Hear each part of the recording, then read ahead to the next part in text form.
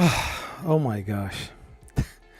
Right on the moment that I wanted to click on start stream, blue screen of death. It's insane. Well, we are here now. Welcome. This is Zachary from Zachary's Zachary's World. Oh my god. No. Hey, this is Zachary from Zachary 3D Prints on Friday evening, my time. It's evening. Yeah. It's 21:36. Non-stick, welcome. Barry, how are you doing, sir? Yeah, you bent in build. Yeah, sure. I'm on screen, or maybe on the phone, maybe somewhere else. Yeah. The focus Odin. Yeah, it was already preheating. I going to cool it down because if your printer is preheating for a very long time with filament in the extruder, it can, get to a very juicy bubble and causing some clogs which you don't want to have. I hope that this stream goes well for a certain amount of hours.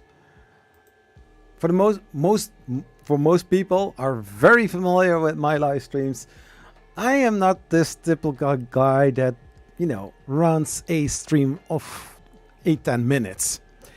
So in case of a system hang can happen, just stay here because I can just continue where I have left off. And also YouTube does a great job. He pauses and puts it in a loop. And when the OBS or the broadcasting system, sends signal back to YouTube, it picks it up and we can continue. There were those early times that this wasn't actually possible. So it is weird, I can tell you. How is everybody doing? There are some things that I want to do for today. One of them is a troubleshoot. Since I already mentioned it, I have a Odin 5 F3 3D printer standing next to me. There is a relative in the chat watching the stream with the same printer. You may guess who it is. And the one who I'm talking about, please don't react because you know exactly who you are. Or I think everybody knows. No, not you are, but how you are. Doesn't make any sense. It is Friday. It is it was a long work week. If you're subscribed and you have notifications on, you you have noticed that I didn't publish any video today. Yeah, also that can happen. I have a lot of inspiration, but for some videos it will take more time, longer time to actually prepare something. And I don't want to do on a Wednesday or Thursday evening like, oh, I need to upload a video. I need to make a video. I need to record, recording, editing, because I have, to a colleague of mine, we were talking about it. And actually, I have maybe over 12 different kind of video ideas, or some of the things like here, this Solvo printer, a review. This Ender 3 needs to have a review. The longer needs also a review. 3 videos already. I'm also working on a multicolor solution for your 3D printers. That is also in the make. If you are watching very carefully, somewhere is a Delta printer and in front of it are some 3D printed pieces that is going to be needed for this multicolor print solution. If you know me by now, you know that I'm talking about a certain type of reptile that can change colors. So they say. I never saw a reptile like that changing into a like an orange or a purple color. That would be nice, by the way. I like purple. Nothing wrong with purple color in general. Also, I'm also working here on a model that was gifted by somebody that is also here. Nonstick, you are still there, buddy. I'm also working, or I have the idea to make a comparison video between the CR200B and the CR200B. There is a difference. Further, I am also still having the IDEX 3D printers that I need to get well enough calibrated to actually get some nice prints out of it, so that it is not misaligned or having those smudges right over there. Then I have also some Pro Cement filament that I'm going to use. It is a PET G filament. There is a reason why I do that. I didn't use the Ender 6 for a very long time. There's a Creality Ender 3 Pro standing for a reason, because I have some goodies that is standing behind me, but I'm not going to show it because, hey, nobody wants to have a spoiler, like somebody shouting in the cinema, like the Titanic is going to hit an iceberg and is going to sink right before the Titanic movie starts. Nobody likes that. Everybody knows, but they don't want to know that. Further, there is also a 3D printer idea inside of my head. You don't see the printer, but I talked about it quite a lot. There are some ideas that I want to make tangible. That not a 3D printed model, but an actual 3D printer that people can, buy, and supporting the channel a little bit like that. And I want to put something beautiful on the market. Not that you have seen before. Probably is going to be a cantilever arm 3D printer, like a Prusa Mini, but with a twist. There's also a small 3D printer, like the Easy 3X1 3D printer. Yeah, if you are watching my channel for quite some time, you know the little orange 3D printer that doesn't have a heated bed. It isn't direct drive 3D printer, a printer where, for people that are not familiar with 3D printing, just like the Odin, it is a direct drive. What does that mean? You put the filament right into the print head and it prints directly through on the bottom side. You have also a Bowden tube 3D printer like this Creality Ender 3 Pro. It is a Bowden tube extruder. What would it say? There is an extruder just on the backside of there, and there is a white tube running to the hot end, and then it pushes right filament out of there. There are some little, differences between those two types. It has to do with the retraction settings, with the retraction speed, those kind of things. But it can also be a very nice 3D printer, because I have printed a lot of cool things on the renewed version of the Creality Ender 3 Pro. There is also some other things that I wanted to do. I still have believe it or not, an E3D Hamera sitting in the box. I didn't touch it. You know why? Because the box is still sealed. There is, believe it or not, there is already a 3D Hamera out in the open with a Revo on it.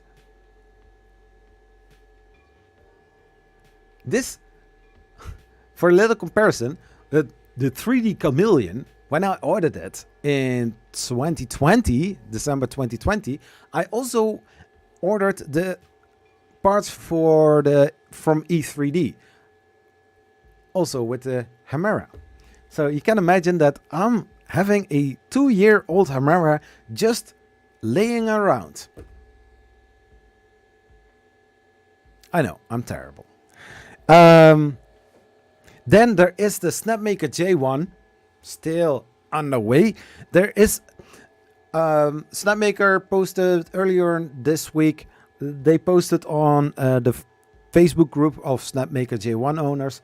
They posted a message that, or somebody did, that the 76 backers that are still waiting on their Kickstarter 3D printer reward, they are still waiting on a machine, you know? It is held by customs. I think it's not a custom thing to do. Bad dad joke, sorry.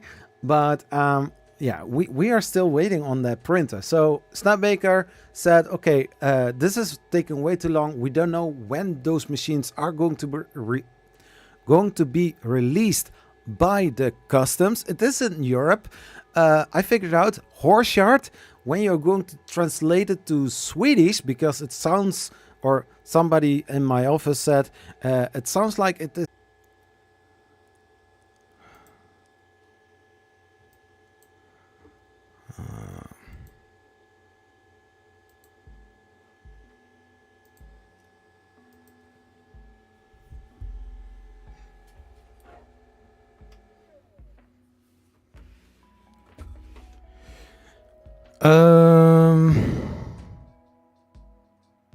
Am I live again?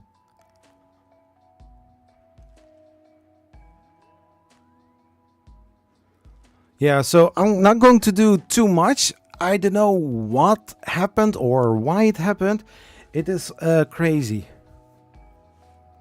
It is crazy, I can tell you, Barry. It is insane. Why it's usually I know that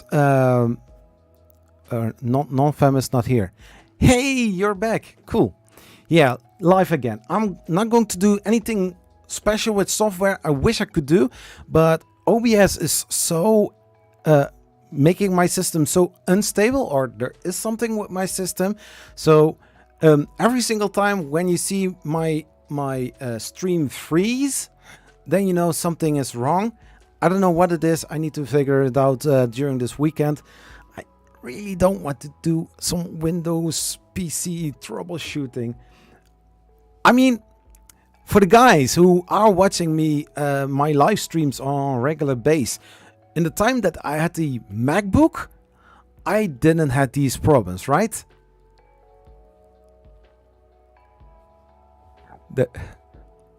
That's it. I'm going to bed. You're going to bed, Mr. Maker. You know, Mr. Maker, thank you for being here. Yeah, it's cool to see you, man. It is so annoying, and especially when I know that when I'm using Streamlabs, it is the little, you know, little bright green icon with the, I think, a black smiley face, something like that. It's the other OBS system, online broadcasting system, OBS. It is a nice program. The visuals are not that nice on OBS live Streamlabs OBS. It is a copy from the normal OBS, but OBS should run nice, smoothly, without any problems. And usually I restart my computer before I'm going to do a live stream, because I sometimes have the tendency to do Windows L to lock my computer and then go to bed, do other things, and then come back, you know, log back in, and I'm going to continue.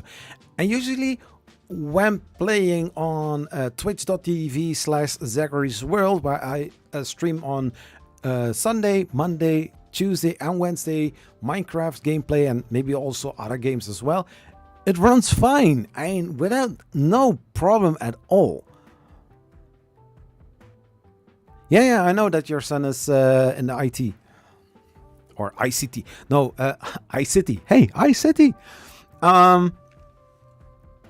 So yeah, in the past I never had any problems with my MacBook, and since I'm editing a lot of videos, I'm very depending on something like that.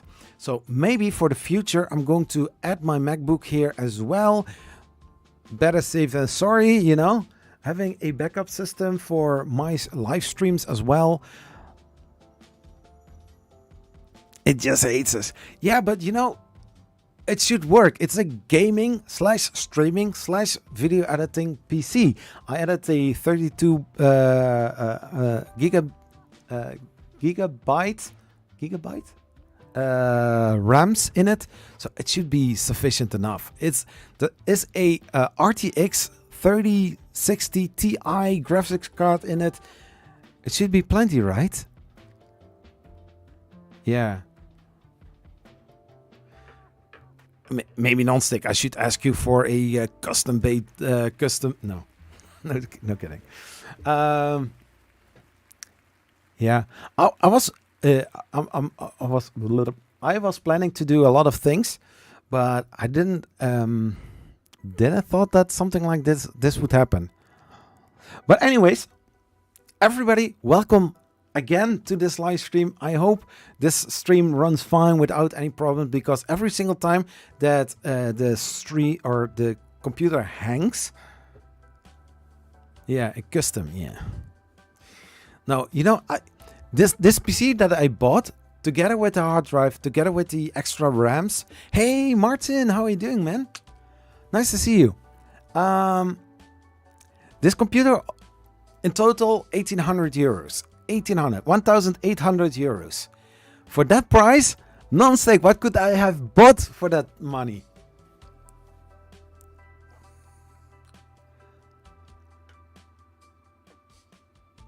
Kan ook aan could have also be my internet. Well, I'm pushing out with 10,000 kilobit per second. My CPU is at 0.4% at 60 frames per second. But I think I also don't see any dropped frames. Exactly, the Bamboo Labs. At least something is good. Oh my gosh. So I put a Focus Odin next to me to help my brother out. Yeah, better. I don't want to say better 3D print, because the cheapest printer that I bought, 99 euros, was the Easy Treat X1 3D printer, and it's basically a 3D printer that is made for kids. But it is an actually direct drive 3D printer without heated bed, and I got some amazing results out of that 3D printer. Do I have some?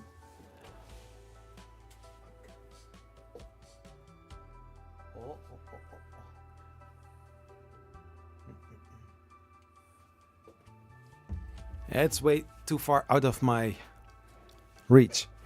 I'm on the way to Scotland. It's a 4-hour journey. Oh, cool. Hey, 3D Puck, welcome to this live stream. Anyone here know much about the Kaiwook? Oh, that is a cool 3D printer. I think you are going to like it. But did they send it for a review? Wow, that's nice.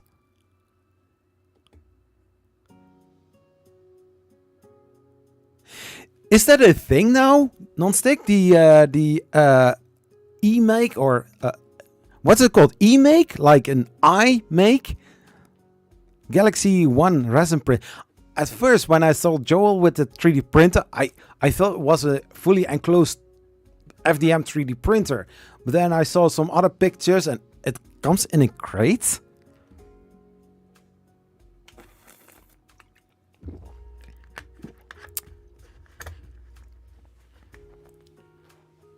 So later on in this live stream, I'm going to check out it on the Kickstarter campaign, because I thought it is a Kickstarter campaign 3D printer.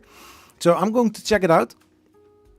To come back to you, 3D Puck. A good computer. Non-fam, can you agree with me or not? When I do the Minecraft live streams on twitch.tv/Zachary's World, did I ever had a system hang? I guess not, huh? 3D Puck, Kaiwu 3D sent me over a IDEX 3D printer, which I'm still in a review phase. But you know, IDEX printing is a kind of hard thing to do, because if the second extruder isn't well aligned or well enough calibrated, you will get some very ugly prints. Colors are not matching, and every single time when your left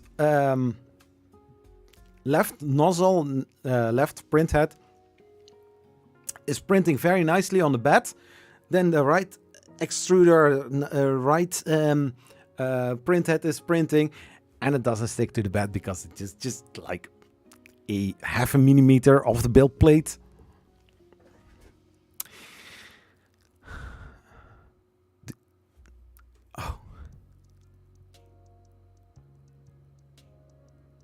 Do you not use your Evelson V400 or SR? You mean that printer? I don't have that printer. I made a lot of advertisements for Evelson about their Delta printer. It's a great printer.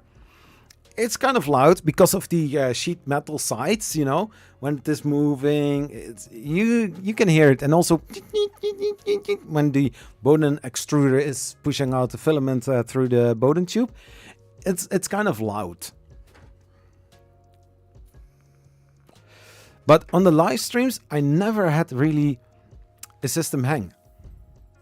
So I wasn't really sure, because on Streamlabs OBS, I'm logged in for Twitch. But the thing is, you cannot have two profiles. So I'm logged in on Twitch and logged in on YouTube. So I need to log out for that one and logging in into YouTube. It's so annoying. I remember you had an SR, something else. Yeah, it's the QQS Pro. Yeah. It was my, I think, 5th 3D printer. And right after that, I bought this one. I had an amazing deal, because that one, I think it was 450 euros, and that one was 250. Yeah, and if you add all prices of the printers up, then you will get a lot of money. But like mentioned, I have my brother Barry van Berken. He's in the chat right over here, so like there is his name. He is getting younger. His birthday was 12th of February. And we decided, my wife and my kids, to go there to visit him on his birthday. I think it's fun to do that, you know. And since I had two Focus Odin 3D printers, I thought, well, let's bring one of those to him and get him also a 3D printer and get things going. But, you know, he is more a specialist with No. I cannot turn this around like 15. That would be a little bit... yeah. He's 51. He's 51. He's a few years just older than me. I'm his younger brother. Yeah. Like 44. Oh my gosh, that is terrible. And building a gaming PC. Dude, I've got an MSC a gaming PC, you know, Area 51. I think he doesn't hide any UFOs, right? But anyways, I brought him a Focus Odin 5 F3 3D printer since I had two, and that is the Amazon returned. I have printed several things with it in the meantime already. It's a great printer, but you need to, get, your experience going on, right? So like mentioned, I'm going to do some troubleshooting. I wish I could show some things, but I'm not really sure how my stream is going to handle this. Yes, aliens. Okay, just a question. Do aliens exist?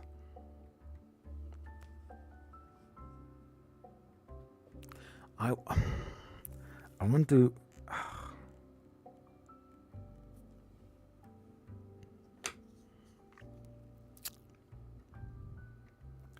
I'm not really sure if I'm going to do some slicer thing. Are you ever gonna get a bamboo? Martin, I really hope that Bamboo Labs wants to work with me, but they send out so many printers to everybody and anyone and everybody. I think my channel is not good enough for their ROI or ROI, like return on investment. Something I learned yesterday. Yeah, also me learning some things. I also want to learn Blender. Blender should be a very amazing program to work with on my gaming PC. But I don't know how stable my system would be. But you know, tomorrow I'm going to watch my system logs and see when this problem occurred. And because some people know that my gaming PC, I bought it last year, April. I have sent it 4 times to MSE. The first 2 times an authorized repair center, and the other 2 times to Poland. And then they decided to switch. I'm going to head. I'm going. You're tired. Well, good night rest, Martin.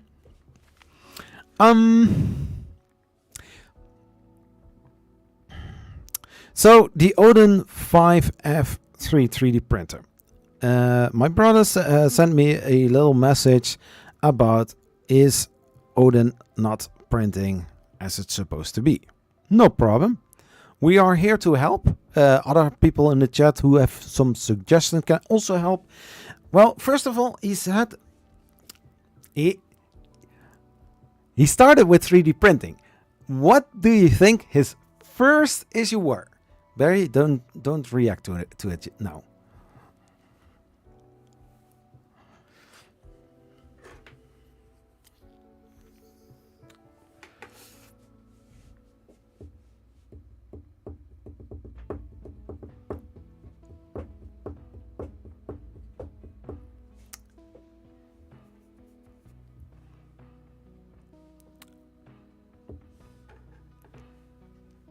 Nothing to worry about, man.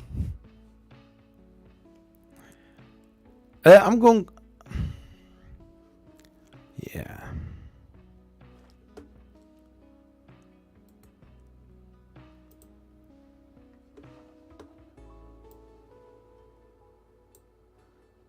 I do need to say it's a gorgeous printer, I must say.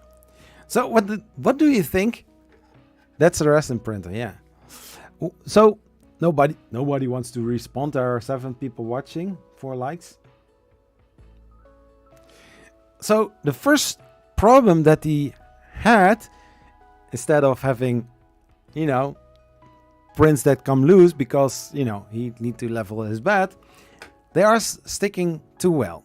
Well, for a glass bed 3D printer, the cool thing is, yeah, if the print is ready or if the printer is done, the bed cools down, and after cooling, if it is all correct, the print pops right off. So that means you will hear some cracking sound. It's not the glass that is breaking, it is that the print comes loose from the build plate. Most of the times. If that didn't happen, one of the other things is once you get it off the build plate. Sorry, I missed it. Are you okay, man? Non-stick, are you feeling well? So if the print is sticking too well and for some reason you get it off, did you have also something like this in your, you know, in your accessory kit? If not, the next time I will bring it. This is a spatula. You can use it to get under it. I think you had a little bit different one, like a palette knife, palette mesh. Something with a wooden handle and just like this little funny thing, little funny flap. So if you can get it off the build plate, try not to scratch the top surface because it is a coating that is on top of it. Because when your print bed heats up, it is getting a little tacky. Maybe not on the black glass beds though. What do you mean non-stick?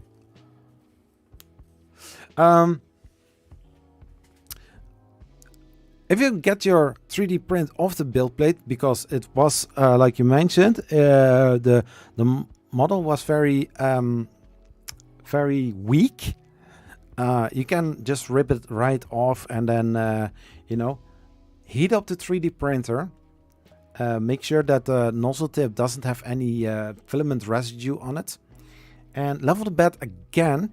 But make sure that if you are going to level your bed, that that you still have the friction between the paper, the nozzle, and the bed. So you feel that it scrapes without ripping the paper.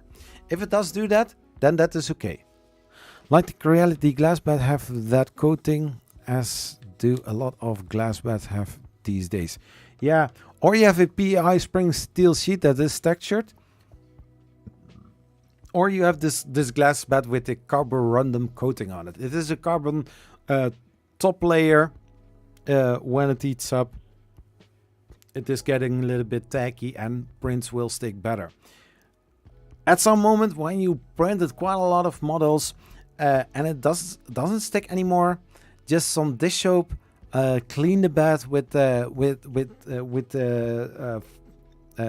soapy water, and then dry it with a clean towel.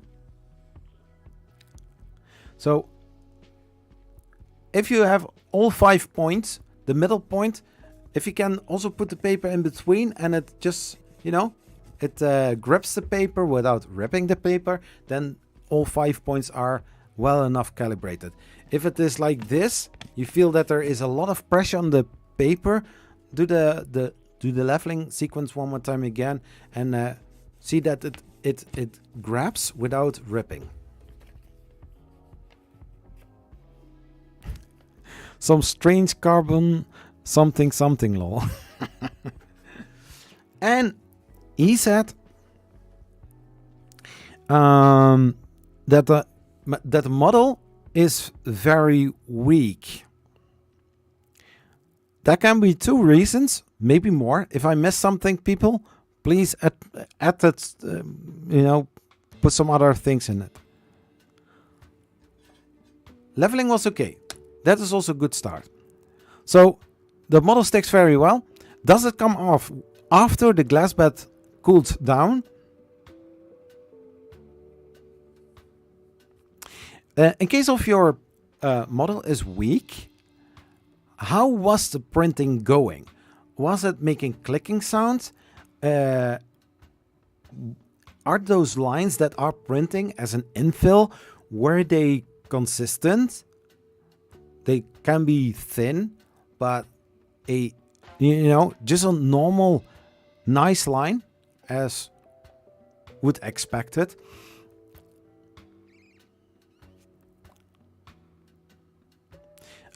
If you write yes or no, okay, also put after where you say yes or no to, then I can follow thin.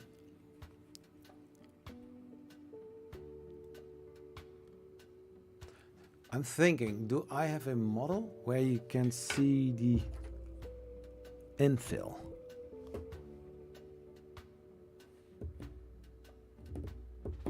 I think I have something. Maybe?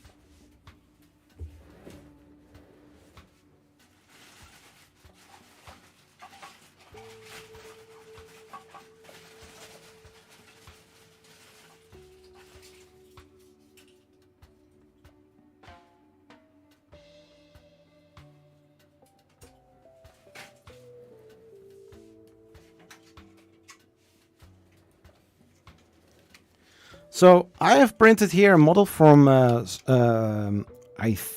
think,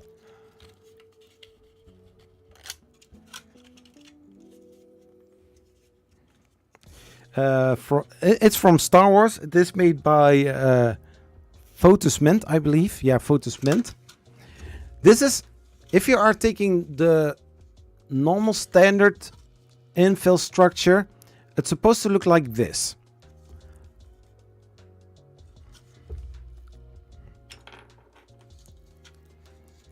So, first of all, these lines here are the walls.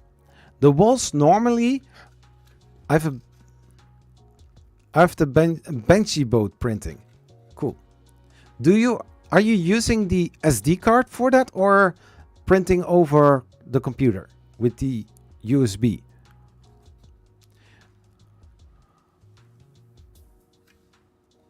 Was thinner?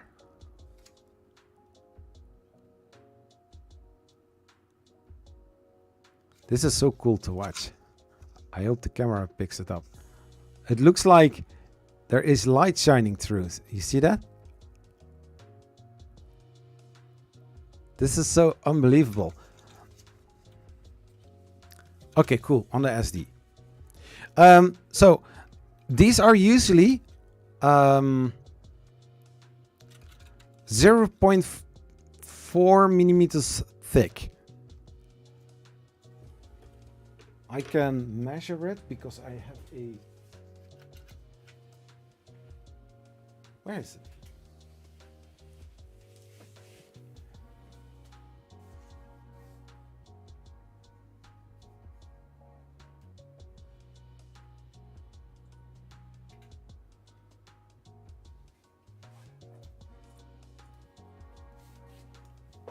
So I have the caliper here.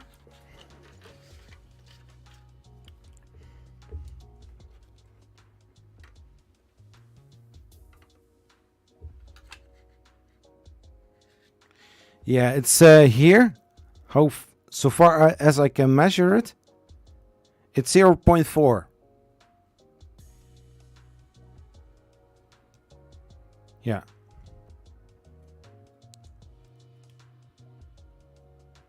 The infill, if it is as thin as a paper, then that is I think 0.2 millimeter.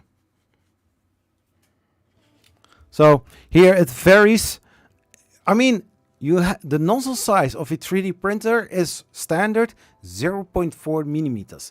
If you're printing something like 0.2, 0.3 millimeters, that can also be the case. But in general, yeah, I see 0.28, 0.29. So it's a little bit thinner than a normal line. Hey, Max. I'm late to the party. Hello, everyone. Cool. So, the outer walls should be printed or 2 walls or 3 walls. I usually am using like 3 walls, especially with models. When you grab them, when you're printing like the legs of these kind of models, you don't want them, if you're taking the model off, that it is going to break. That can happen.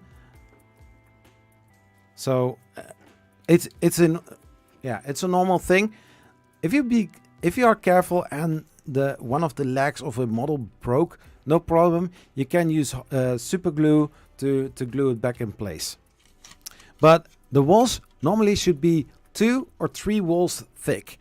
So 0.4 millimeter. That means 0.8 or 1.2 millimeters. So you will get a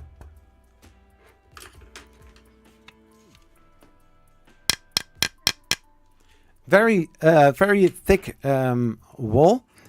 In this case, I can also measure this as well. I hope to grab one part. Yeah.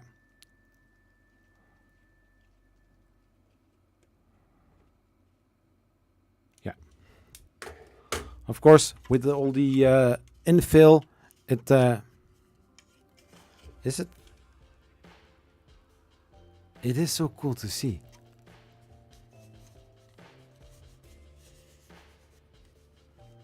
Like there is light shining through all those holes.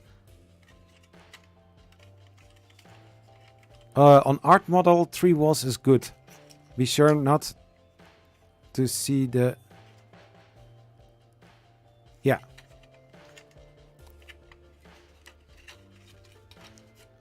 For a failed print, you know, being empty-headed or having no head, this is a very nice model.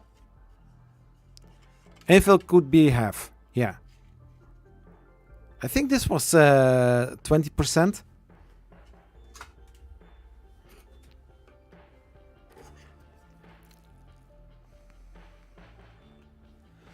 So if you're going to print a Banshee or a calibration cube, I think something like the calibration cube is 20 by 20 by 20 millimeters. It's a quick print. The Banshee is like in a normal standard printing. It's like 1 hour and 40 minutes or 1 hour and 50 minutes. So a little less than 2 hours. Calibration cube, I think most of the time 30 minutes, something like that. And then you can see quite a lot of things. This is printed on an IDEX 3D printer with 2 different kind of colors. That calibration cube, I designed it myself to see how well your 3D printer is well calibrated, because the outer sides are 20, but also the letters are on the outside should also be 20. So if it is sticking out somewhere, it is the second extruder is not aligned or not well enough calibrated.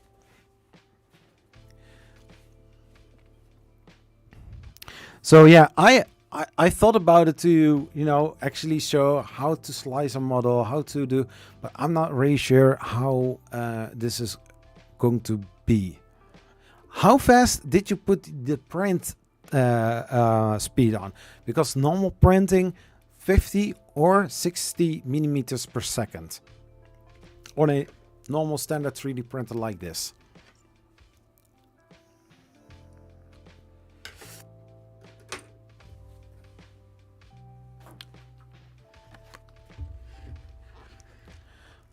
I mean, there are some YouTube videos that you can watch, not especially only my videos. There are other very amazing 3D printing YouTube channels that also have some great content. I cannot cover every single thing that I encounter.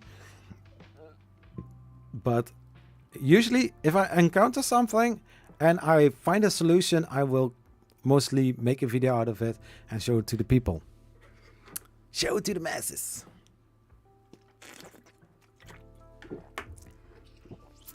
You know, guys, keep hydrated.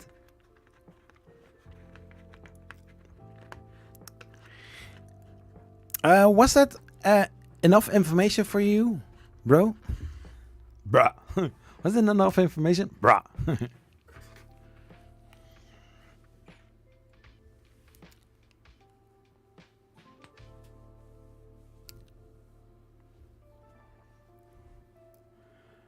Is it still stream? Okay.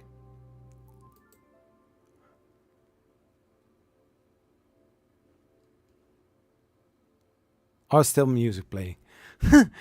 I thought I minimized the Spotify and then suddenly I didn't hear anything. Yeah.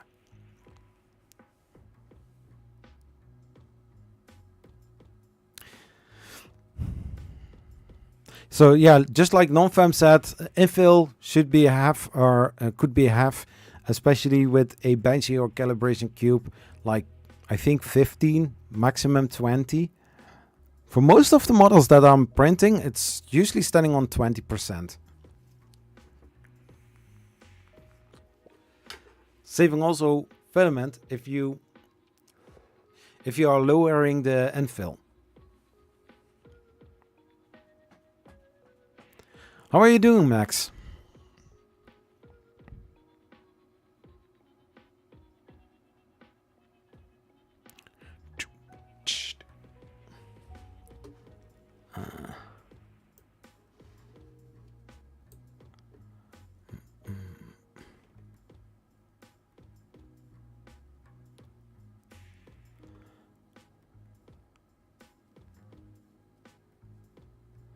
What did you?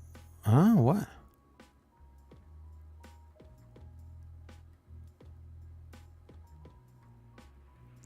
X-axis is Y turn. What do you want to say? X-axis is 235, Y-axis is 235, and the zero-axis is 0.0. What does that mean?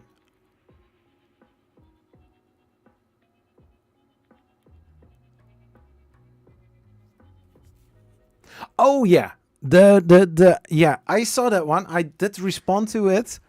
I think that system is nice.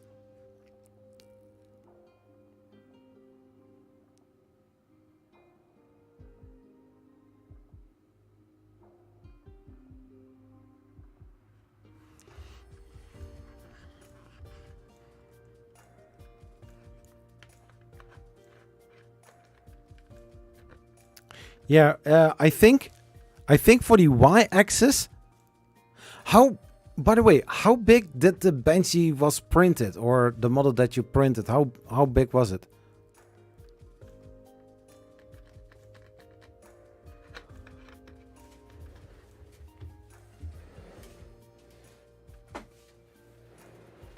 I've got also the same manual.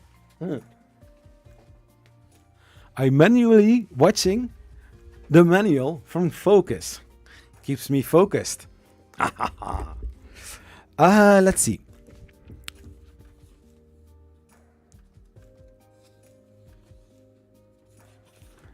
No one said it was a paper printer.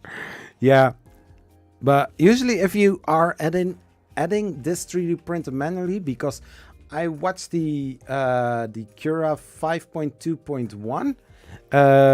I tried to find focus, but I didn't see it. 4.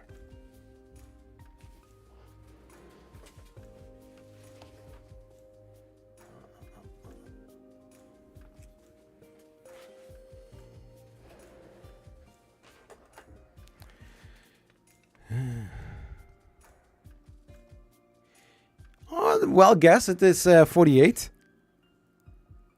48 millimeters.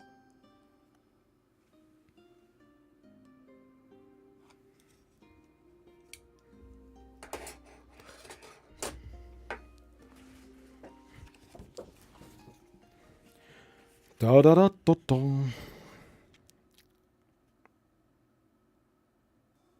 Yeah, so the printing on the x-axis is 235. For the y is 235 because it is square, and for the height is 250 millimeters.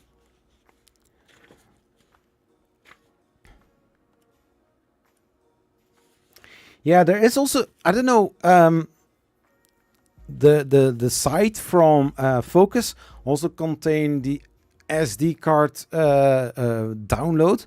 So in your case, I didn't have any SD card in it, or there was one in it, but it was fried. I got a new mainboard for this 3D printer, and it was a newer version, so hey, that's cool. But if you are going to add a new 3D printer, there is in the manual a way to do that.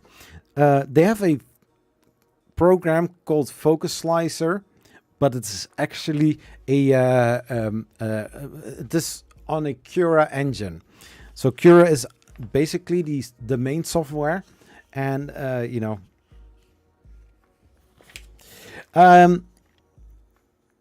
Is there also a Focus F4? Huh? Okay, cool. So for the focus, you have to, if you are using Cura, the latest version is Cura 5 point something.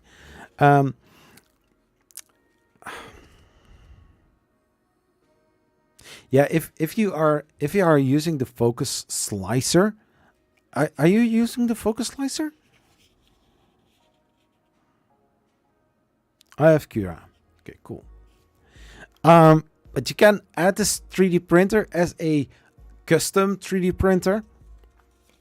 It should not be any problem.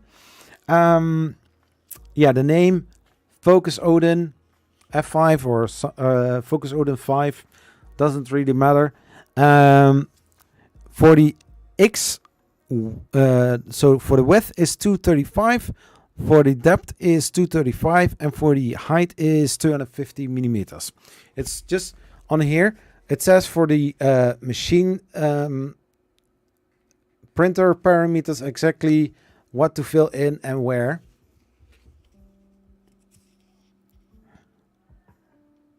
Funny enough, they don't mention here any any start of end G code.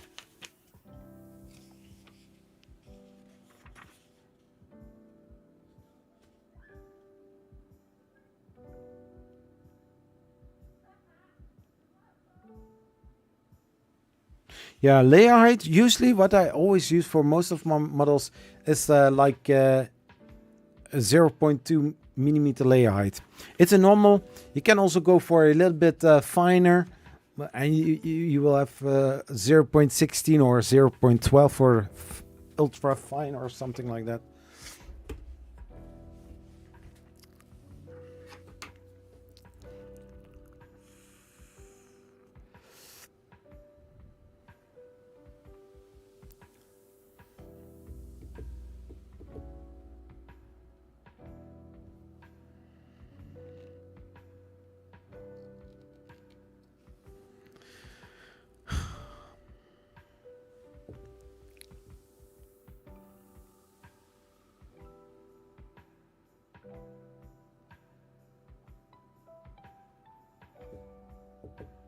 So, I hope it helped you a little bit on your way.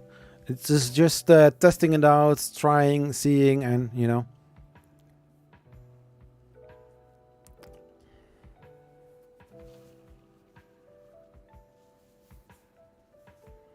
So let's see if I can go to the display. Yes, I can go to the display. So now I'm going to take a closer look on the eMake 3D resin 3D printer. Yeah, so it is a very monstrosity 3D printer, and with the Kickstarter campaign you only pay like $1,300 US. It's a very light, very large SLA resin 3D printer. So what does it mean? It is a laser 3D printer, laser resin 3D printer, and it goes very quickly. I have seen a laser module or laser thingy going over the whole thing. No, is that with a screen? No, it's with screen. I have no idea. So build volume, printing volume of this 3D printer is like 400. So 400 times 200 times 400 millimeters. Permanent leveling, XY resolution of 25 micron meters. Microns. 20,000 hour lifespan for the screen, so that there is a screen. Auto resin feeding. Wow. Okay, cool. And a 7-inch touchscreen. 7-inch touchscreen. You don't need to wear glasses there. Oh my gosh. You want to print dragons? Here you have a dragon with wings and very high details. So, like you can see here, this is a very big. I think this is supposed to be a crate or a cover or something. It's big. So build volume, yeah, it mentions here with all the parts. Resin is a cool thing. It is messy, but you get some very microns. Okay. You can put a lot of things on your build plate, and for the high-end model, the print time, how full the build plate is doesn't matter, but it's still fast. It's pretty big for a resin printer. And I think, NonFam, $1,300 US for this printer isn't much. High resolution, high accuracy. Look at this. Wow. And you see also the details where for normal FDM 3D printers, this isn't really possible, you know. Or you can print this dragon on your 3D printer, but you will get some, you know, little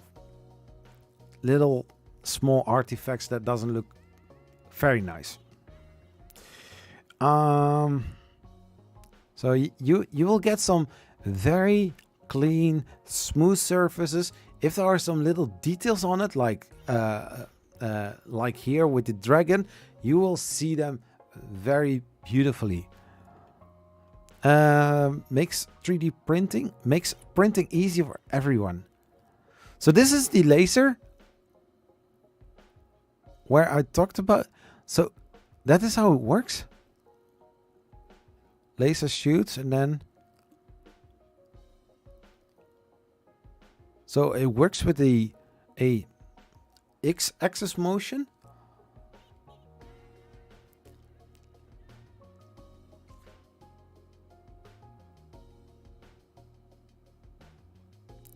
So $1,300 on the early bird price.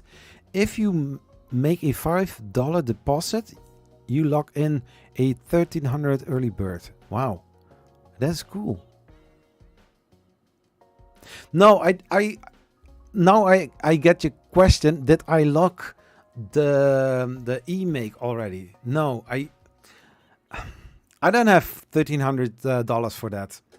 I want a bamboo. I want to have a multicolor printer because I have a resin printer, but I figured it out. It is way too messy for this room, this space. I don't have a workbench where I can put this stuff in and where I can work freely. So yeah. And now currently that I'm still waiting on the Snapmaker J1 to arrive, that is basically the last Kickstarter campaign that I'm doing. I'm not going to say that I won't be doing any Kickstarters in the future, but for this moment I don't want to spend money on those kind of things unless it is a very interesting thing to support. But I also need to have money for it, and I don't have it at this moment. So permanent leveling. It's slower than an MSLA because they use a laser, which is like FDM. Because most of the resin printers, they have this MSLA technology. So you have a LCD screen and it illuminates for that specific layer all of the things all at once.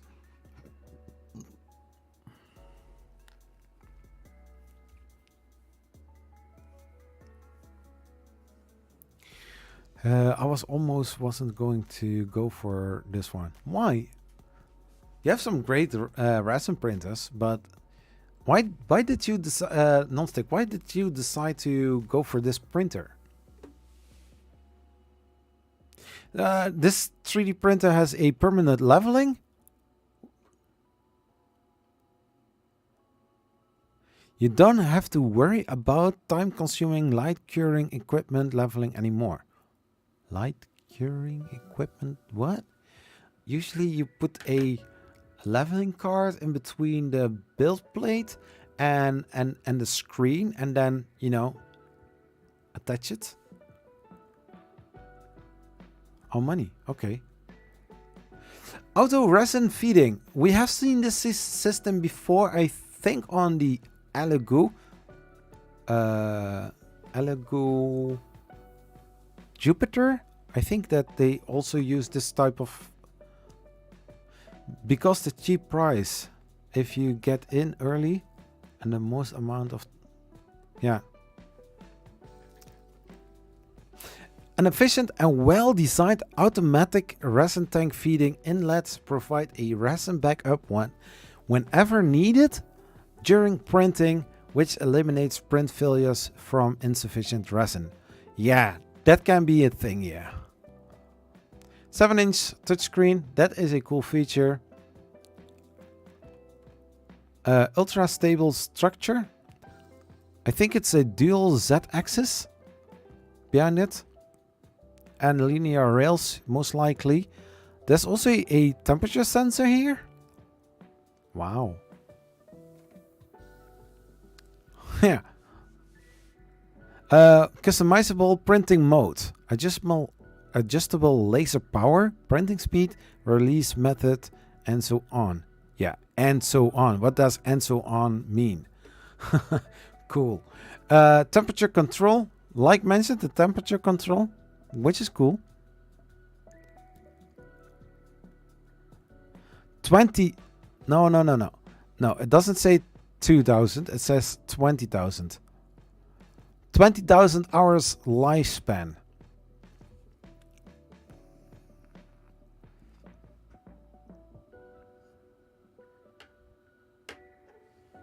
So 20,000 divided by 24. It's like 833 days continuously printing. Mike Jones! Hey bro, how are you doing, man? Welcome to this live stream. So yeah, more than 800 days printing. So if I start printing today, I would print for at least 2.5 years. Divided by 365. Yeah. Almost 2.5 years.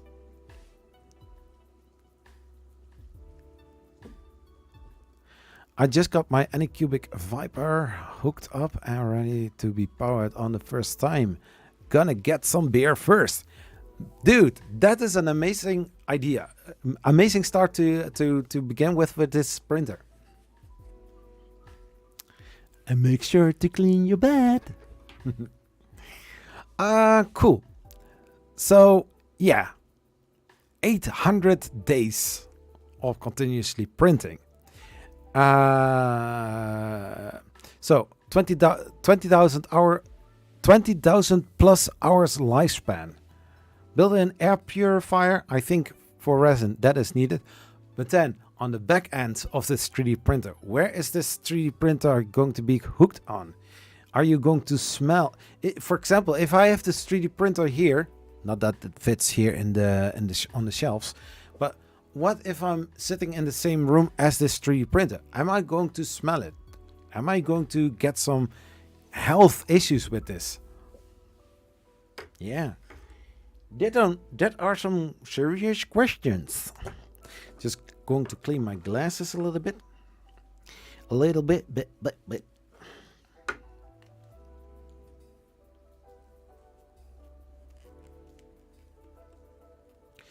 Hey, setup was a few minutes with only 4 bolts, and it took like 2-3 days to make space for it. Yeah, making space for it is nowadays taking longer time. Yeah, depends on how you are going to do that. But basically, nowadays a 3D printer, setting it up, takes almost no effort at all.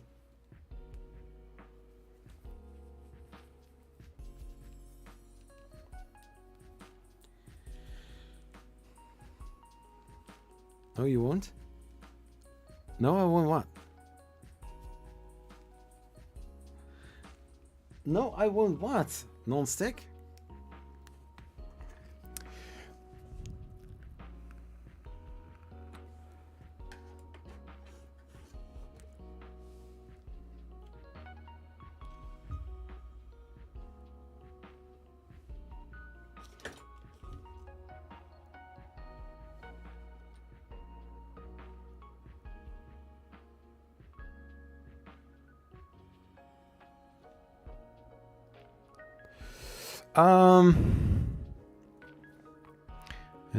It's on EFAP, but still better to have no LCD. Oh, you won't get ill. Okay, cool. So collaborate and create with Bucks. Yeah, it's compatible with Box. So are they saying that their resin is not Box built like normal resin printers would be? Okay, cool. Prusa Slicer, Litchi, Workshop. I didn't ask you anything, bro. Sis. Materialize, Magics, and more. Ooh, that is cool.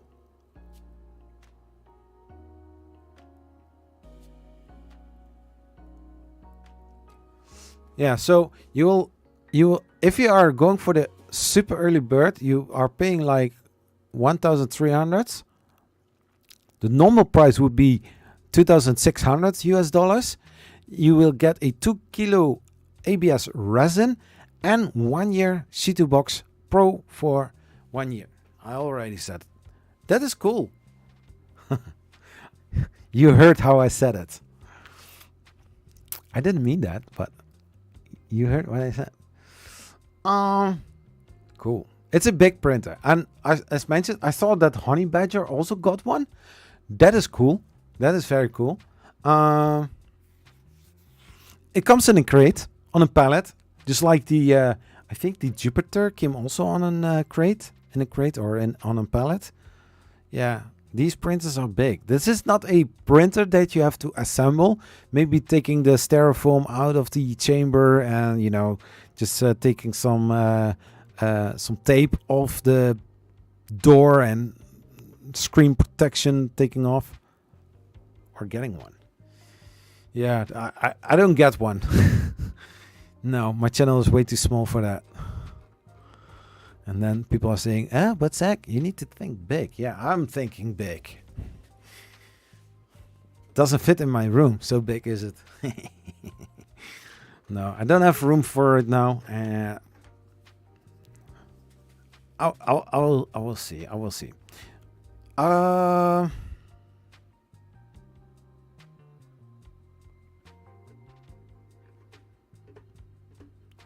Okay, we were talking about Kickstarter.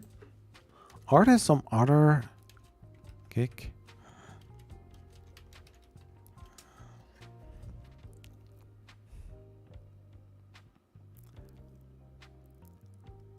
Yeah, shipping must be really high. Yeah, I think it will cost a lot.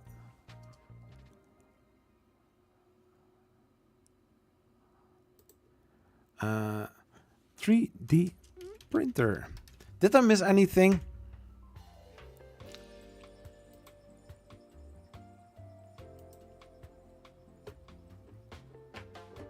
Yeah, so what I sometimes see on Kickstarter, because it's not only today that I do this, but something like this is cool.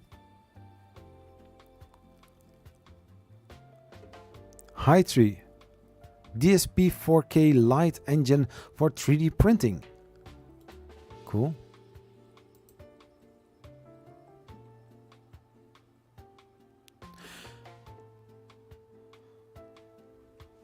I see something that is also interesting. So I have heard that Hey Tree or High Tree also had a resin 3D printer via Kickstarter. I don't know why they did it, but actually it could be, useful. Second Kickstarter campaign. This was the Rocket one that they did. I did cover it in a video, and they also respond to it, which was pretty awesome. They didn't send me a printer, but it's no problem. Upgrade your resin 3D printers with a higher accuracy, larger volume, faster speed, and lower cost. Is this a printer that they are doing, or what is this? 18,000 hour lifespan. What is it? A DLP based resin 3D printer.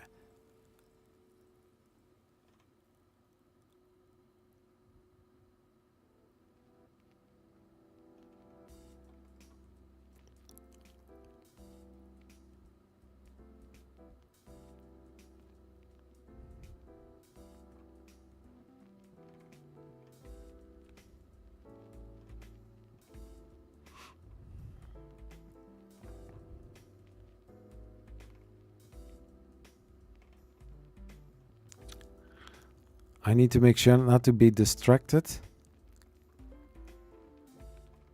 Is it only the light source that they are doing? Oh, upgrade.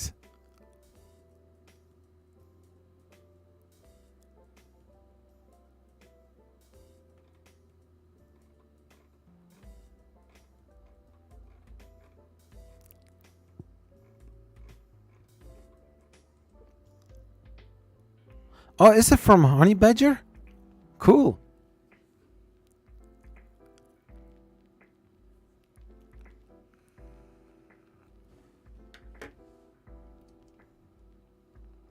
So this is a Kickstarter campaign for the light source that is going to be needed for the resin printer, right?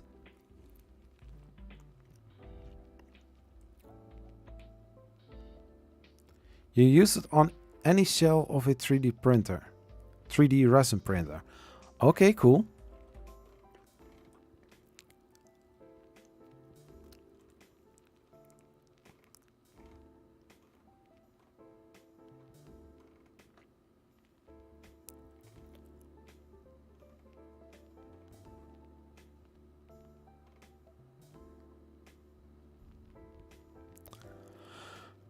Oh, is that how it works? So from a normal LCD screen resin printer, they are making a DSP 4K printer.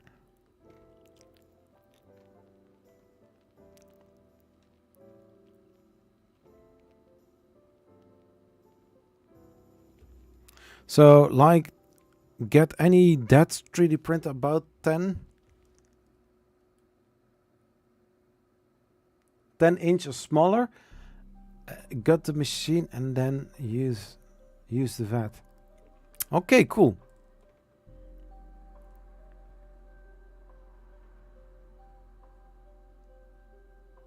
So basically the resin printer is going to be the donor.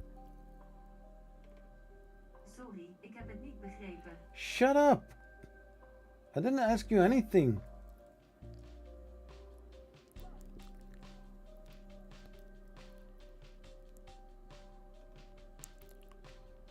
So for almost all LCD and DLP printers. Oh, even for mine? The one that I have?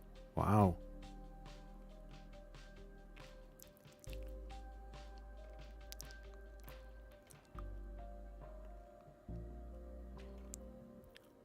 So basically what you are doing is upgrading your resin 3D printer for something better. That's a pain in the butt. Okay, so we have an easy treat removable magnet build plate. What?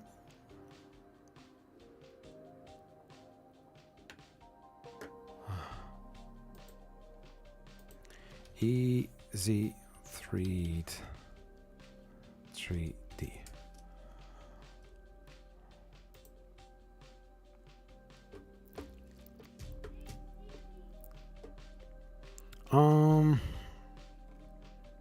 Did they mention anything about this?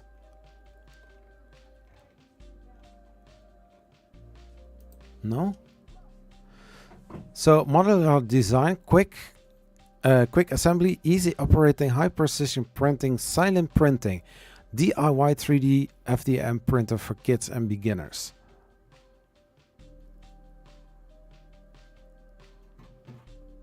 So if I'm looking to this, I'm going to say it up front. It's just the same X1 printer as before. Why would I say something like that? Because I have the X1, and if I'm looking to this 3D render, it is just looking the same. I'm just going to click on here because I want to see more of this, and I don't understand why they are using a Kickstarter campaign to do this. Because if we are going to check out the if we are going to check out the X1,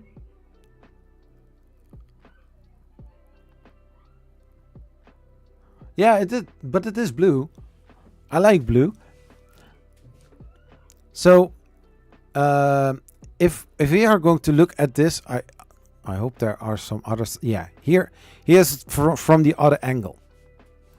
So if you are looking to this, so smooth rods here and here, there are 4 smooth rods, one for the z-axis and x-axis.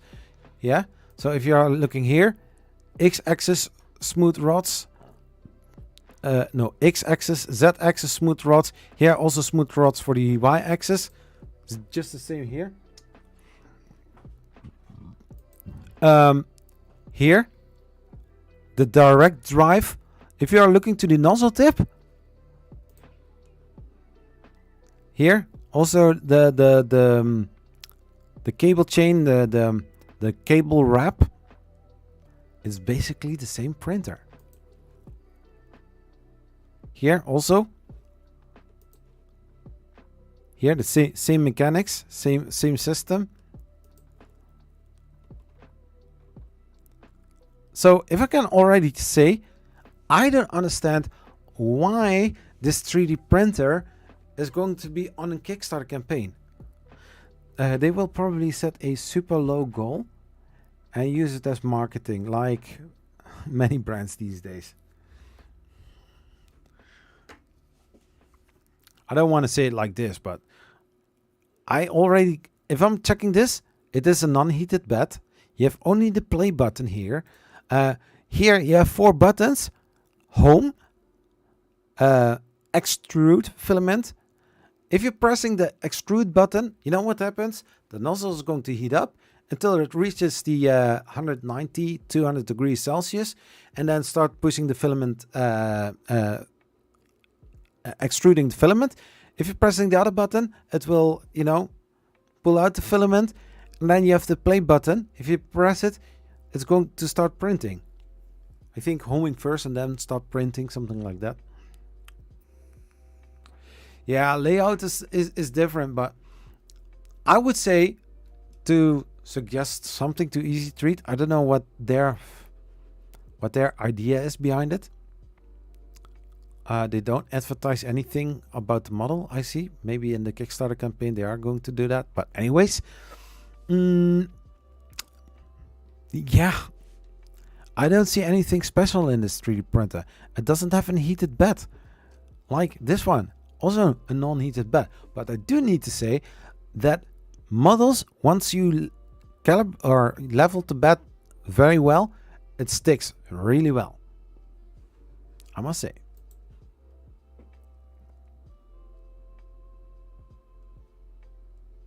The blue one looks like more sturdy. Yeah, I can imagine that. If you can play with the colors, you can see which kind of colors give you a certain mood or a certain feeling with that. Like red means most of the time or love or danger. That sounds weird, huh? Orange, orange can be danger. Yellow is for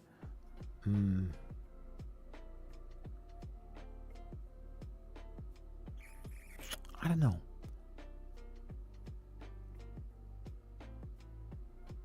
know. Green is for okay, it's good, Blue, I don't know. I think maybe if you're feeling ill, something like that. Yeah, so this system, like the previous versions of the Easy 3D printers. Yeah, I always say Easy 3D, but Easy 3D, something like that. It's basically you put an SD card in, and the last file, if you press play, it's only going to play that file.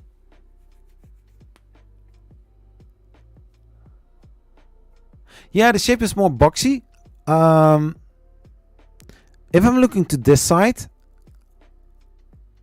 and to this one, oh, I see what they did. I'm seeing what they have done there. I believe that this side, and this side is exactly the same. Because if you're looking to the carriage here, and carriage there, yeah, I see what they did.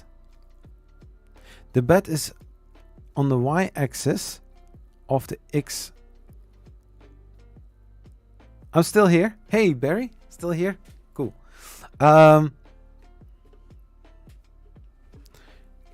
Can I zoom in on it? Yeah, now you can look better at it. The bed is on the Y instead of the X this time. And I mean, just for the fun, you can actually go really crazy with this.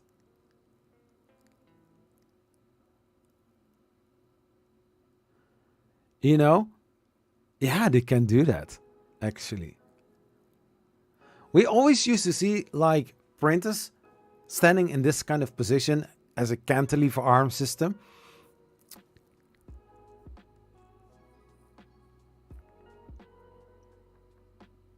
But I think if you,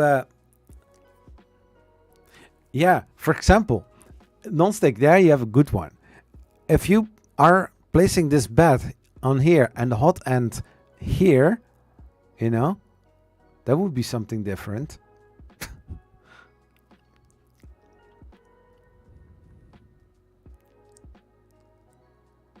I mean, the whole mechanics is looking the same like the X1, but how they build it is like, you know, like a kind of Lego that you have to build.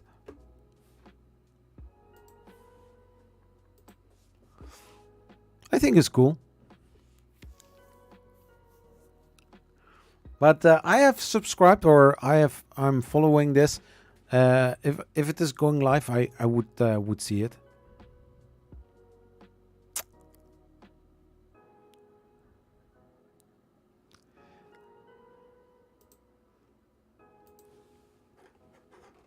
Yeah, Easy 3D has many different kind of printers.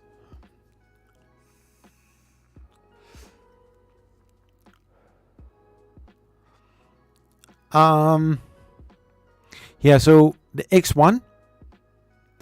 Then this is the version. Wait.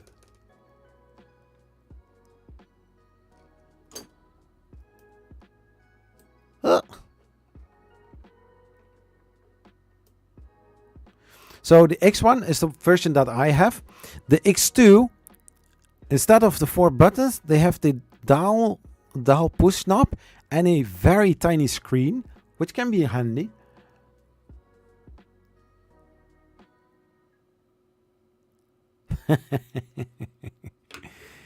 Yeah. Then you have the X3, which has a heated bed for this size printer.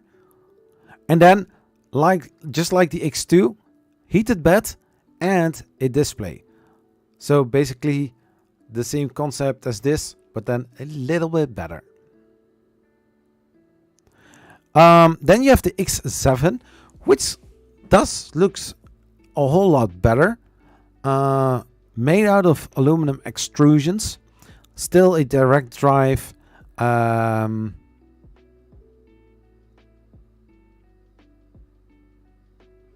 Heated bed. Display. This also one. This one also, I think, looks great. But only they use here a, I think a sheet metal frame for moving the x-axis or the x-axis over the z-axis.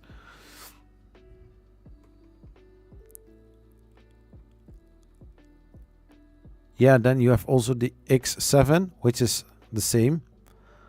That just looks more fancier. The Nano Plus and the Nano. The Plus has 4 buttons. The Nano has no extra buttons. Then you have one called Dora, Mickey, Mini. Really? The Elite. Wow, they have an Elite. They never said anything about that. And then some other variants on the machine. K5. This is really a kids 3D printer. But most of the time they say all are kids 3D printers, you know. This one has a touchscreen, the X4 Plus. This is actually a big size 3D printer. They also have a resin printer. ET3000. The Nano looks bigger than the Plus. Really?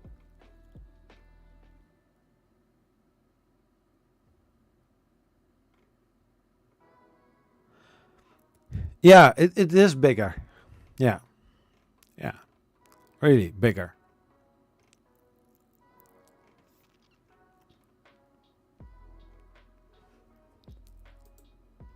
Reset. Let's check this one out.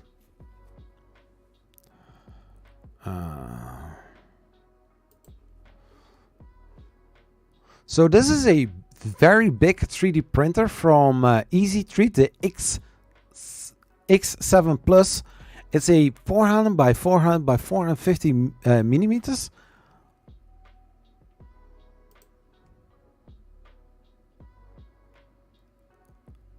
The X8 is beautiful.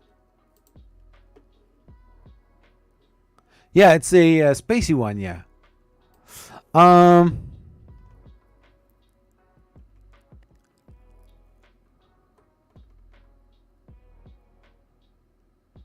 Oh yeah, this type of carriage we have seen before. Is it the direct drive? No, no, it's not.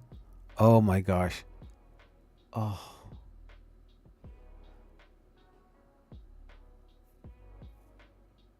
No, it's a non-direct drive 3D printer. It's unbelievable.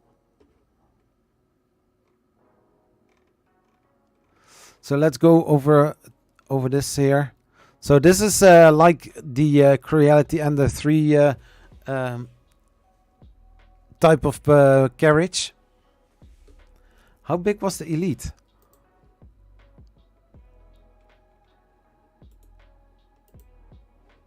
We are going to check it out.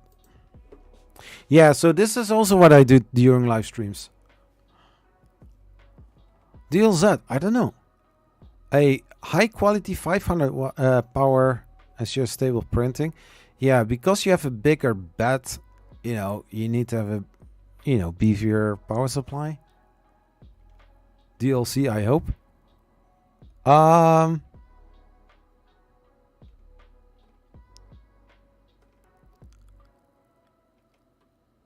I see one stepper mode here. Yeah, it's dual.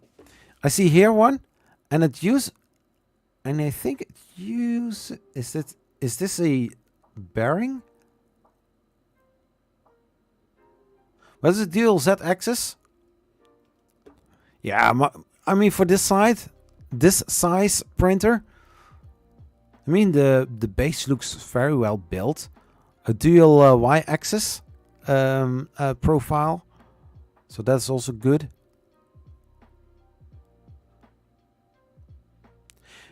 I mean, of course I need to say this. They put the filament spool on the side where I always liked to see a filament spool instead of on top of it, what most brands do. I don't understand why. You have a big 3D printer, You have a big 3D printer, and what are you going to do? Ah, let's put the filament spool holder on top of it, making the printer even bigger. You know, just like this fully enclosed Ender 6. You know, put the filament spool on the side. You know, that it is sticking out instead of, you know, on the inside of the printer. And or the larger printers, just put the filament on top of it, because you know we are not going to put printers in shelves like Zachary does. No, we are not going to do that.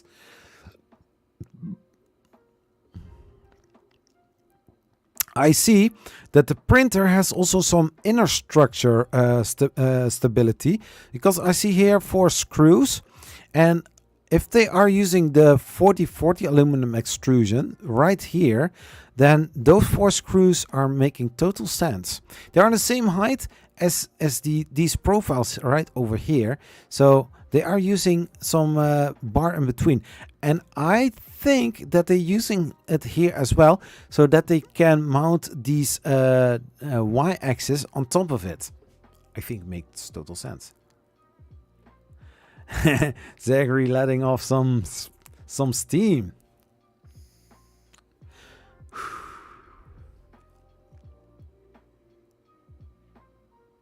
Okay. Can install a near and extruder kit and then print TPU soft filament. What is that?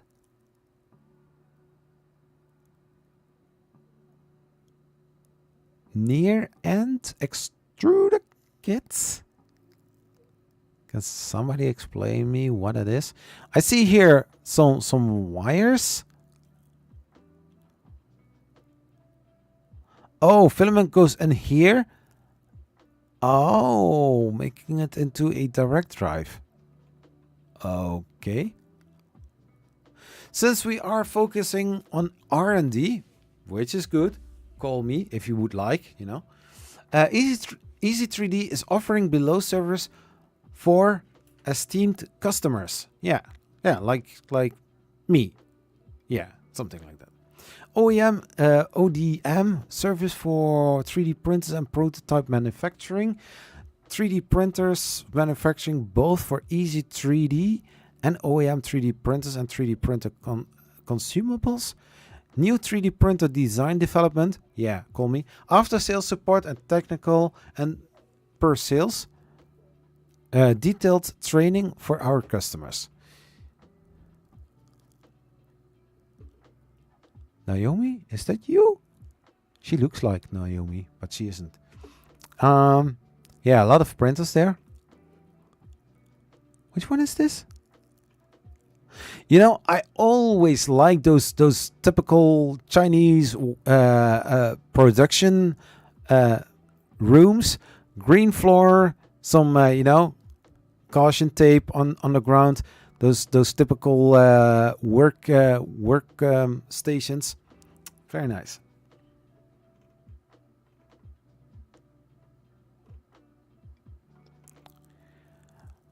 I mean, if I'm looking like if I check this can be a very decent 3D printer by Easy 3D. Who have thought that? I would suggest to put this extruder into a direct drive extruder. Cut that away. And this screen, I think it's no. I know that this is photoshopped in it, because some other printers I've seen from them, they also have this same thing. Magnet platform. So this 3D printer uses a magnet platform. Are there holes in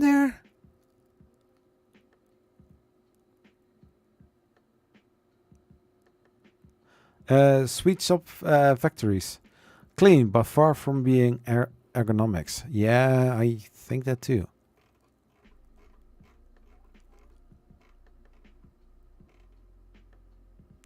Oh yeah. No, these are not footstools, right? But you you know, step on to get higher. Wow. I think this printer is cool. But, you know, the price of this 3D printer, yeah, believe it or not, $499 US dollars, and shipping $674. Yeah. And then we have the Elite from Easy 3D. It's a can we say that this is an enclosed printer? Very bad picture quality. The printing volume of this 3D printer is 190 times 190 times 180 millimeters. The heated bed till 110 degrees C, which is, I think, pretty decent.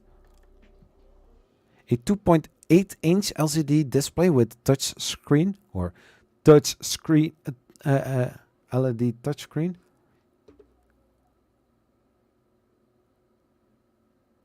You don't, and your work is getting too comfortable.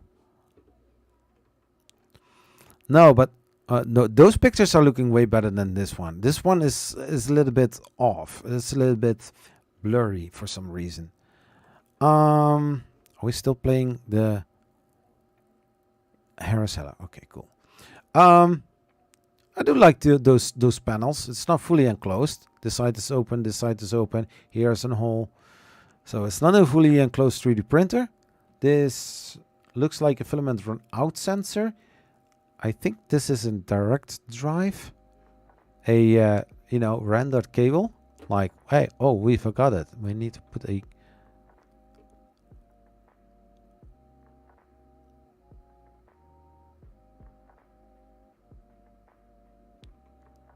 oh, you don't want. Yeah, not so much information about this printer, which is okay. We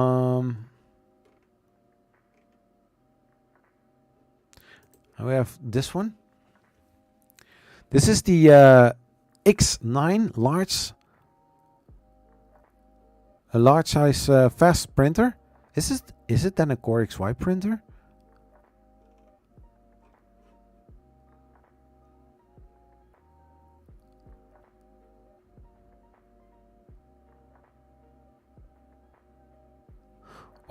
What is this doing? Is it going sideways? Okay.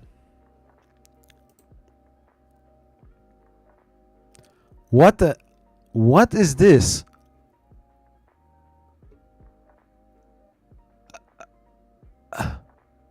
Huh?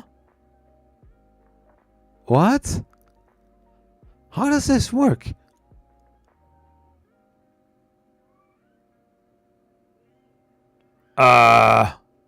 Okay, I need to find a bigger picture. This is a solid structure, good printing accuracy. Yeah. Do I have a better view on the frame? Yeah. Okay, I'm going to analyze. See if I can understand this.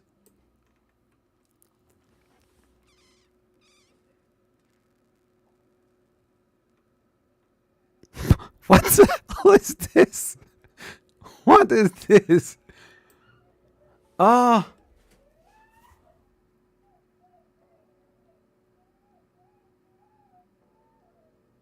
What?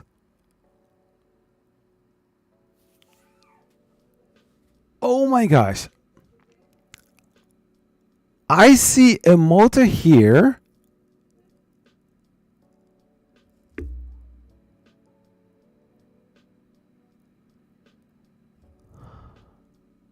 Okay, so you have a print head. The print head is on top of your 3D printer, just like the CR2B. So what you are going to get is you have motion on your Y-axis and on your Z-axis on the top. And the build plate, the only thing the build plate does is going down, right?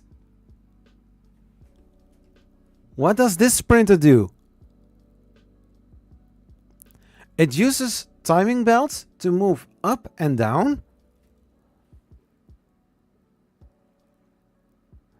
Easy treat. If you're watching this video or this live stream rewatch, send me this printer. This is looking very interesting. So, okay, we are starting at the bottom. No, we are going to start at the top. So, here we have a motor. Here we have a motor. So, this motor controls this motion. Yeah, it controls... What? Huh? What is this? What is this?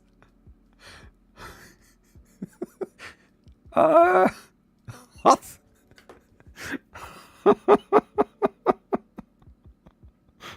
We want one for science. We want to figure out how this machine works. Oh. Okay. One. Okay. Zach. Logic. This is the x-axis. Okay. So this whole system. This whole system runs in this direction, right? Yeah. This motor controls this, and this one. It goes in that direction. So, like that and like that. Whew. That part we figured out. So 1, 2, 3 for the x-axis, 1, 2, 3 for the y-axis. Doesn't matter how you turn the printer, it will be the same. Then we have the bed. The bed moves over these timing belts. Yeah. Oh, please, Easy 3D. Can I get this as a kit? I really want to build this one. This would be a very interesting thing to watch. So then we have the bed. The bed has 1, 2, 3 for this axis and 1, 2, 3 for that axis.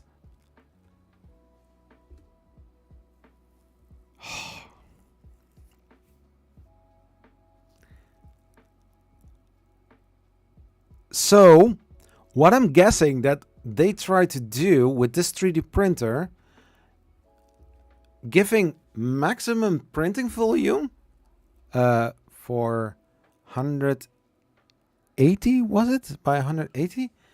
But they are moving and the print head and also the bed.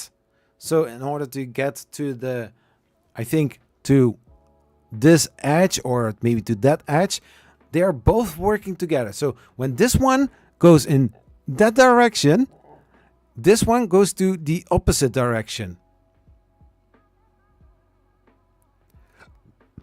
It's like making a delta and a core XY in one. Yeah. But still have this independing motion. So when one motor from the top turns clockwise, the other one turns anti-clockwise to let this print head move in that direction while the bed is moving the other direction. I must say, believe it or not, I must say, this is pretty genius. It's weird, but I mean, if you come with an other Creality kind of i3 clone, everybody say, oh, this is so like this Creality and the 3 look alike. I get this. I think that this is pretty genius. At first, I was like, huh? No, wait, huh? What? But it makes total sense. It makes total sense.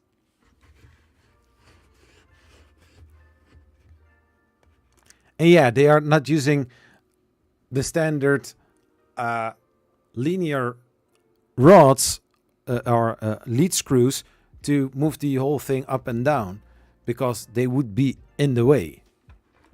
And this way, oh yeah.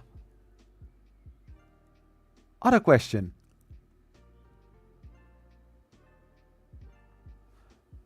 People in the chat, which part of this machine is mounted? Meaning like, which part moves up and down? Is it the bed or is it the top? I know which one.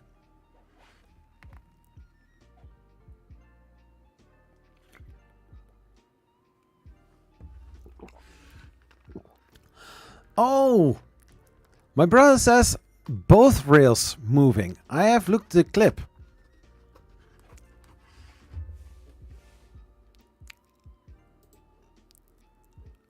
Reset. Man. If I would have this printer, I would leave the covers off because this is an interesting one.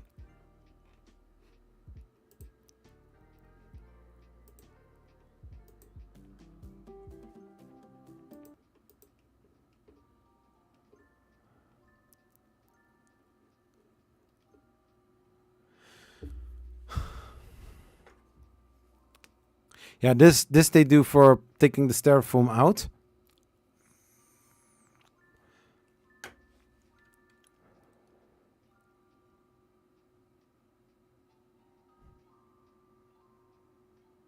So direct drive extruder.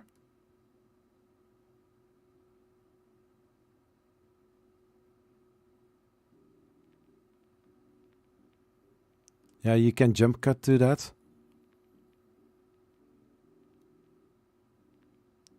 SD card, normal SD card, no micro SD. Wow, just what I thought. Both axes are moving to get the sprint printing. That is pretty cool. Top move on Z, yeah. Just like a normal Cartesian style 3D printer, the whole system. It's I want to watch it again.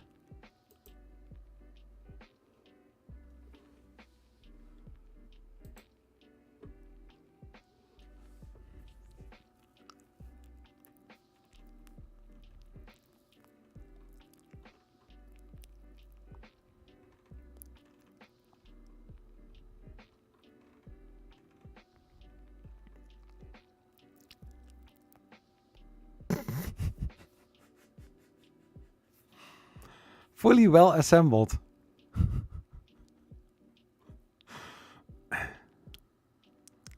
What's standing here on the box?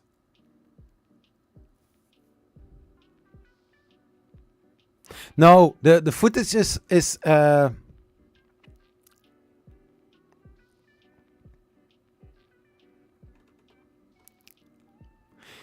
yeah, you have to calibrate the y-axis. Which one? The top one or the bottom one? Oh my god, this is nice.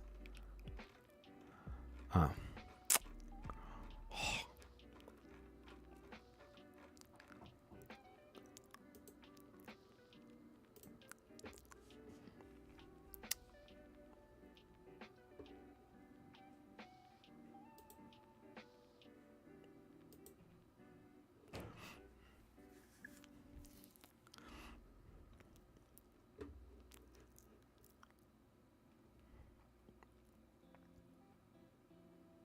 So if I'm looking to the, for example, the stepper motor here on the back, it's a bigger stepper motor than you will usually see.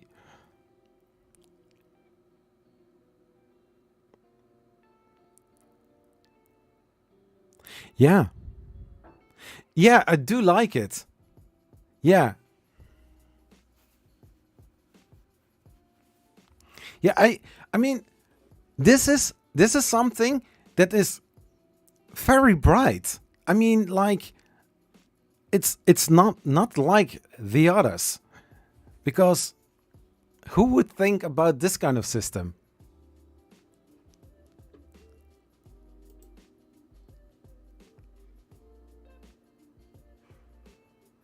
But I did see, I don't know if that was a camera angle. Wait, I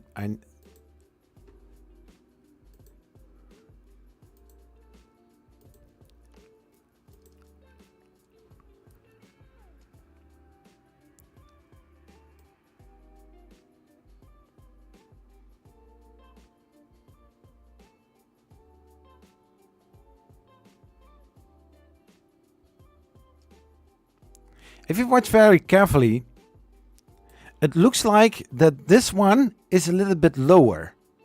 Could be the angle, you know?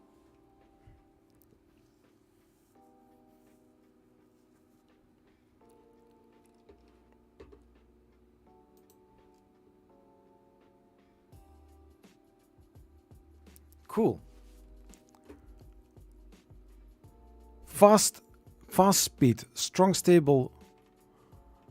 What is the print speed? Ooh! Recommended 200 millimeters per second. Oh my gosh. How long do they have that? Build volume 220 to 2220. I think it's a decent size. Extruded temperature up to 270 degrees. 110 for the bed.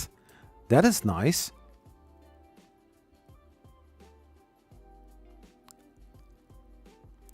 Machine weighs 22 kilograms.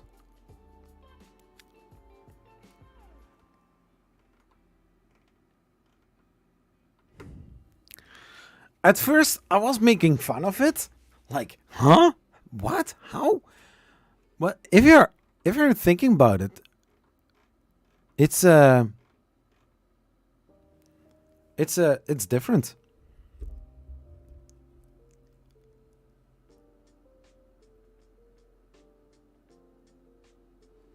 Yeah, I tried to get in contact with Easy Treat and see if this machine can be pushed, you know? I mean, like if you are going to YouTube it,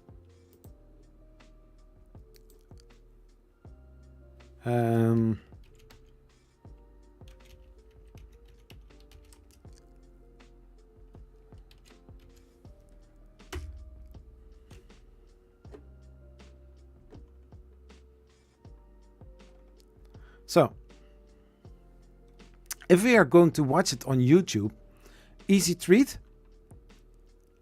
only for Easy Treat themselves. Further, the X1, X1, X1, X1, X1, my video, X8, and further, nothing.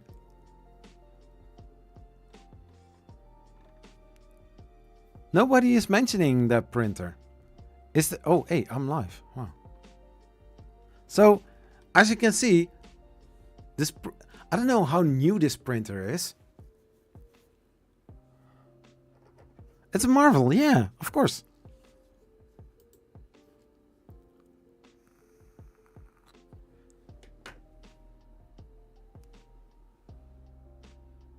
And just for the aesthetics of this machine, I would leave the covers off just to show the mechanics, you know. This is a type of printer. Yeah, I'm excited for this type of print because it is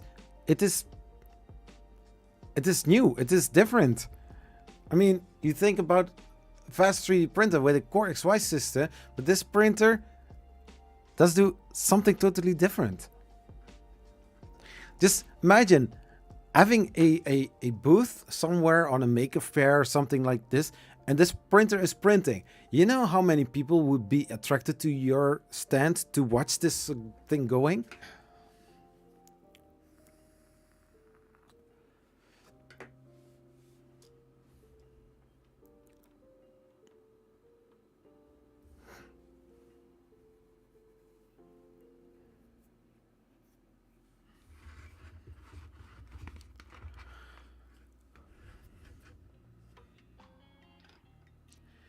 I don't know if this printer is pre-assembled or fully well assembled. Okay, so you don't have to assemble it.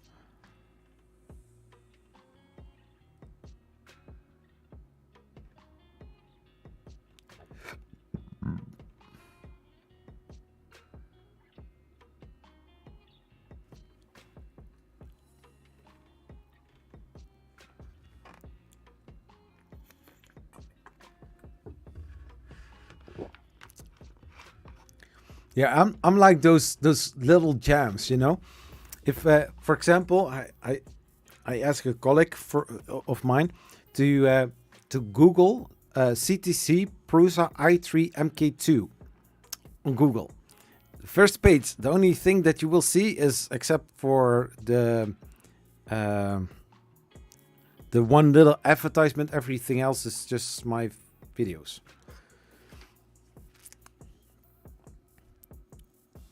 Put accelerometer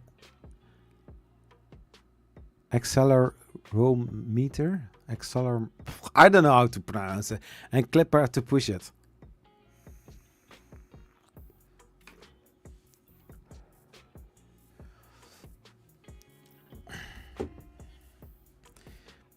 Let's see if I still have easy treat in here.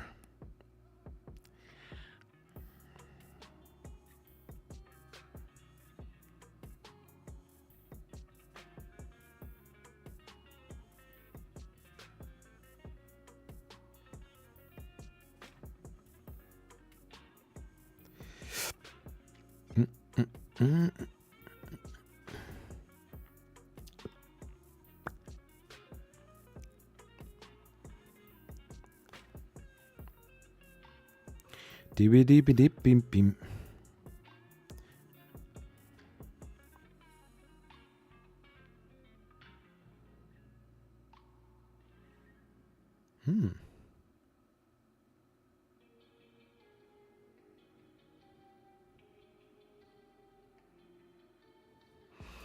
No.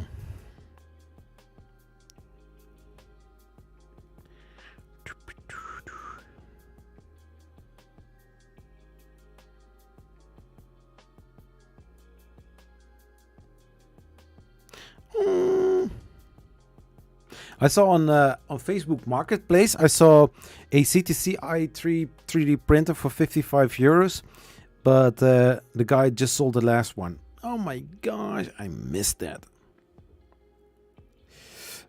Easy.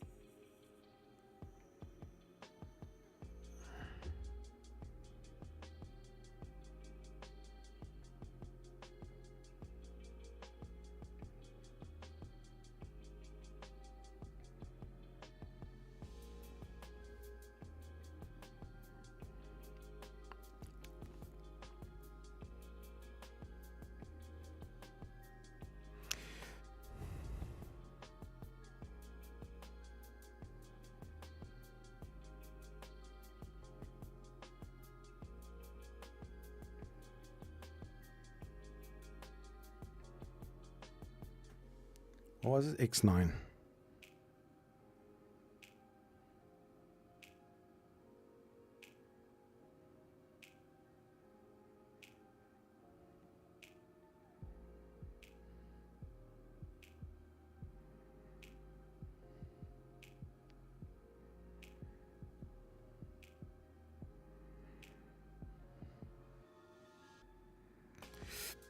Just sending out a short message and going. CTC.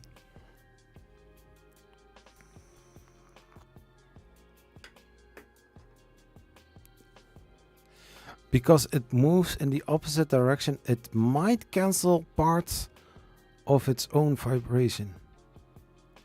Ooh, that is also something very interesting, yeah.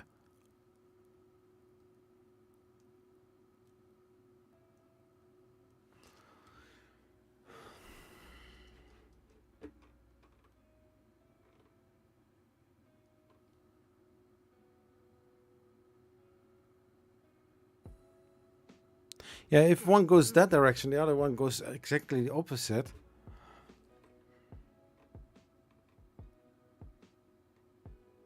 So, and it is a bad slinger, and it is an also slinger. Two needs to tango. No? How is that saying about tango? Only two can tango?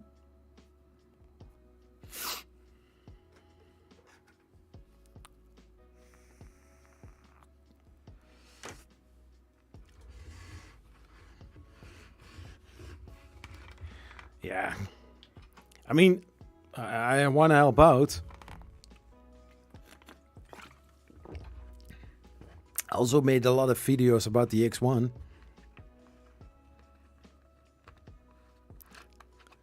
It takes two to tango, yeah. Yeah, you can also tango alone. Like, I think in the army alphabet, Alpha Tango. I'm a male and I can tango as well. Something like that.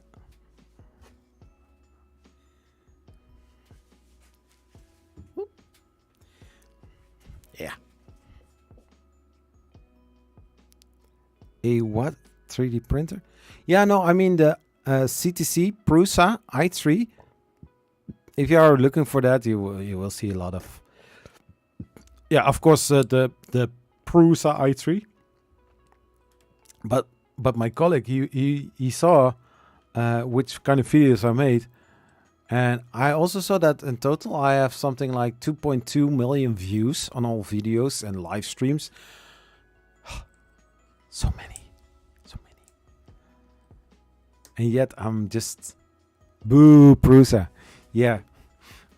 I'm not going to say anything bad about Prusa, or else it may, backfire at me.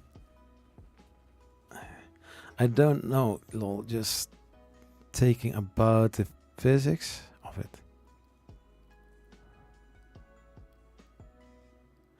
Yeah, I mean the machine is interesting. I think I hope that they are using decent belts. Burn Prusa.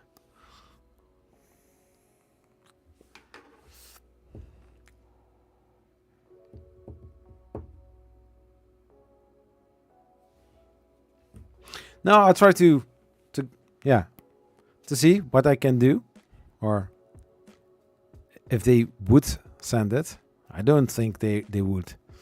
Nah, I'm just small channel. Anything else interesting?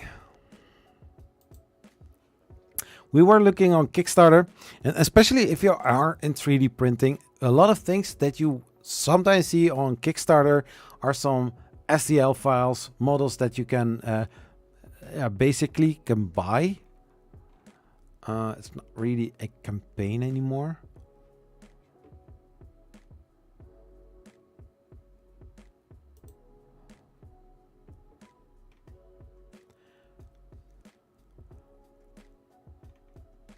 Also courses for designing software, cut software. Here for Fusion. Here I saw for Blender. Both programs I really want to learn more about it, especially if I also want to design my own printer. Digimaker 3D Speed 500, the fastest professional 3D printer. Interesting. Let's see. Yeah, on the end of the live stream, or they are using Clipper version. 7 backers pledged 24,544. Was this successful then? Did they made it? Yeah, so basically every single time after the live stream ends, I have here on this side, I have the YouTube backend and some other important stuff, and on this side I have the screen that you are basically seeing right now, and on the end of the live stream I always need to click away stuff, but I'm also using them for links, in the description of this live stream video.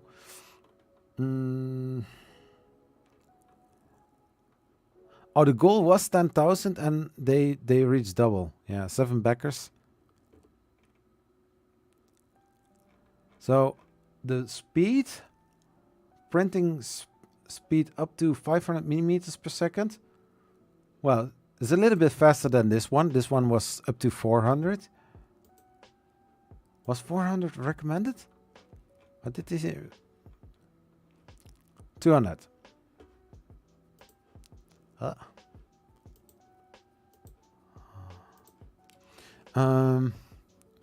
So a ball screws, ball screw lead screws, or ball lead screws. Nice. Some thick smooth rods. Nice. A magnetic PEI sheet and a thick aluminum plate.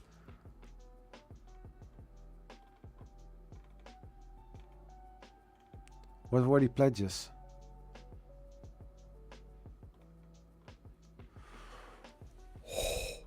Oh my gosh. 6,500 or more? Early bird? And then you have the Digimaker 3D Speed 500 Lite. Oh, I don't want to know.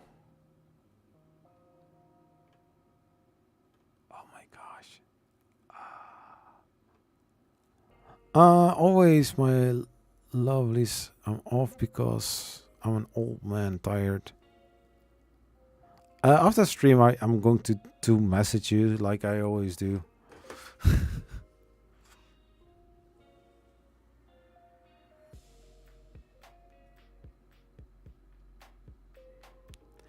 Yeah, oh my gosh. Oh, it's an Italian startup.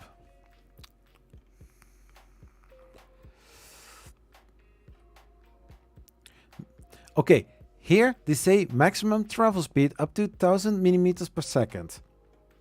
That's cool. That is what I would like to see, you know. Sometimes brands are advertising like 400 millimeters per second, and it's just the travel speed, you know. They call it print speed, but it is not actually the print speed.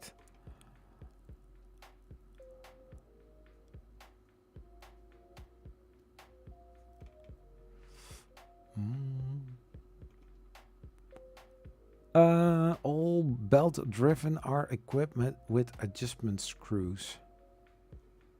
Like this one? The XY carriage? Yeah, Y, X, okay. Industrial grade linear guides with caged balls by THK. Oh.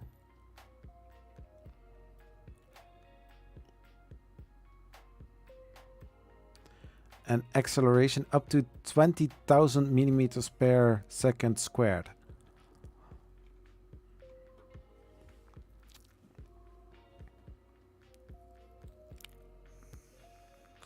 Hey, Gamers Unite! How did you solve it? Solve what? Oh, you mean for the Solvo SV06? No, the sound is this, the homeless the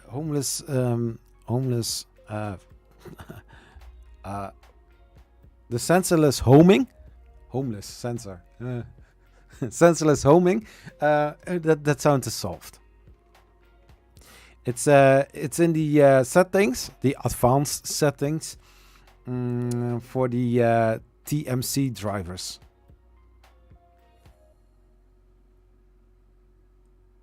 No, actually it doesn't help. It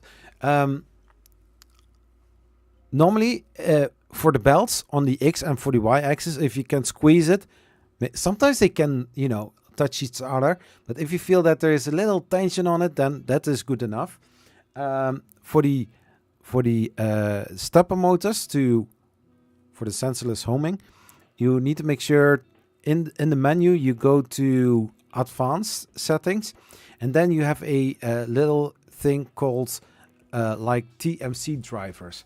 If you click on it, I have also put in the video for the first impressions. I have shown what I did to get this loud buzzing sound away. Homeless sensor.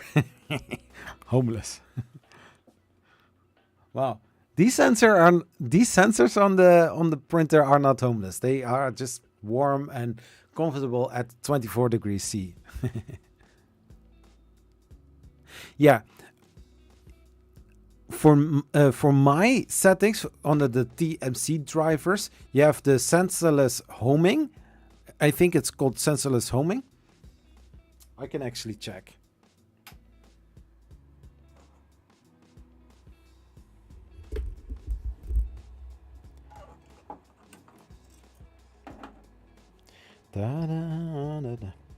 So configuration, then advanced settings, and then scroll a little bit further.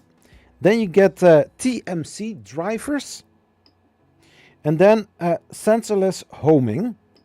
For the x-axis, it's on 68. For the y, is on 68. If correctly, the y is on 68 already, so I have copied it into the I also put the same value because the y-axis didn't have any buzzing sound. So for the x, I did the same thing, and since then it's maybe sometimes you hear a little like bzzz, not that loud as in the YouTube Shorts video. Yeah, so the X you need to change into 68 as well. If you have still for the X a little buzzing sound, instead of 68, try 69. I mean on the printer 69, okay? If you do the auto home, see what if it makes a loud sound. If it doesn't, then you are good. You're welcome. Besides talking and hanging out and talking about different kind of fun things about 3D printing, these kind of live streams are also for the purpose of helping others out with their 3D printers. I do not know every single thing about 3D printers, but where I know the answers to, I'm always willing to help others out, because 3D printing supposed to be fun. Sometimes it can be frustrating, and I really get it. But we are here to help other people out, or I'm here, and also people here in the chat here. There are some people with a lot of knowledge about 3D printers as well. So if I don't get your question, some others can also help out. Especially the amazing mods like NonFam. Yeah, and in the meantime, we are talking about 3D models, amazing models, some 3D printer news, new 3D printers that are going to hit the market on Kickstarter. I always need to say, if you are going to check out Kickstarter campaign 3D printers, you can lose your money on it. So if you don't have any spare money, or you want to have a printer now and go for a reliable printer, there are many YouTubers there that make amazing reviews about different kind of 3D printers for every kind of price range. And like the Solvo SV06, it is a Prusa i3 lookalike, but for a price with a, I don't want to say that it's a way better than a Prusa, because the only Prusa that I have is one is a clone, and the other one is a Prusa Mini, which isn't printing and is pretty loud as well. But I do need to say, hey, for the time that it did print, it printed nicely. But the Solvo for $250, I really can't complain about that. It's a fun printer. It does do amazing, but currently I'm also in this little issue thing, yeah, where I don't always print. Hey brother, I'm going to see you next time. Hey, peace man, see you next time. So yeah, this weekend I'm going to prepare some future new videos. I need to design a teleprompter which can house one frame that I bought, some glass plate to fit inside of the teleprompter. I did print one, but which slicer the best for this moment? I tried Cura, but I didn't get a very nice print out of it. There was this little gap between the models. I did also show that in the first impression video, and then I installed the Solfu slicer, which is made from Cura, and I get some nice results out of it.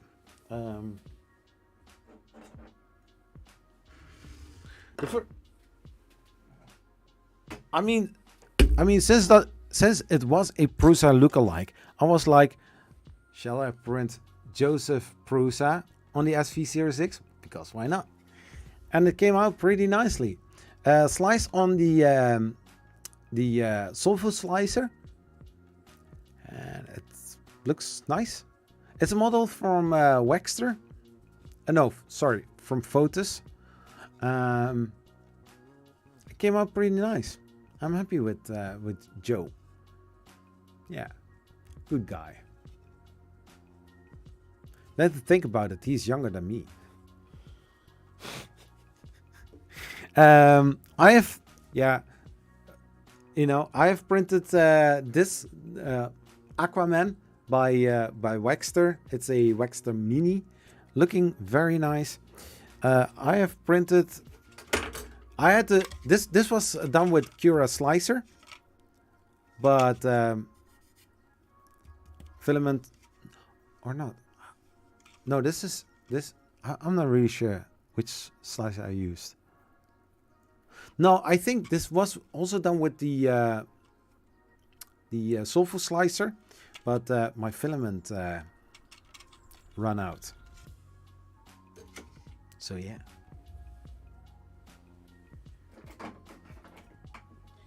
And I've printed another mini and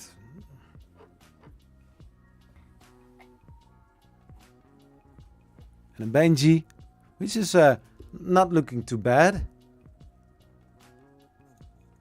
But the letters are visible, like it's supposed to be.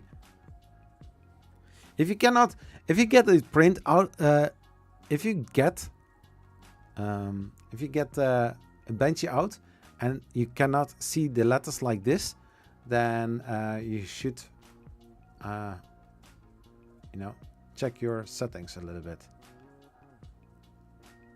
But I have a standard, I want to say standard setting. Yeah, I'm running on a standard setting. Yeah, now the Solfu, and now Solfu I have the SV06 Plus, bigger version, and also with a filament run out sensor, and there was some other thing built in.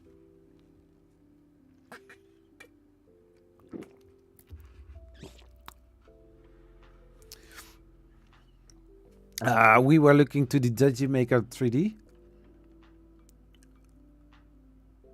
Ventilation of the electrical compartment. Yeah, this is a very heavy 3D printer. Wait. The best way to make your 3D printer production system stand from 1 to 15 3D printers. So you can stack them together. Is this a wheel?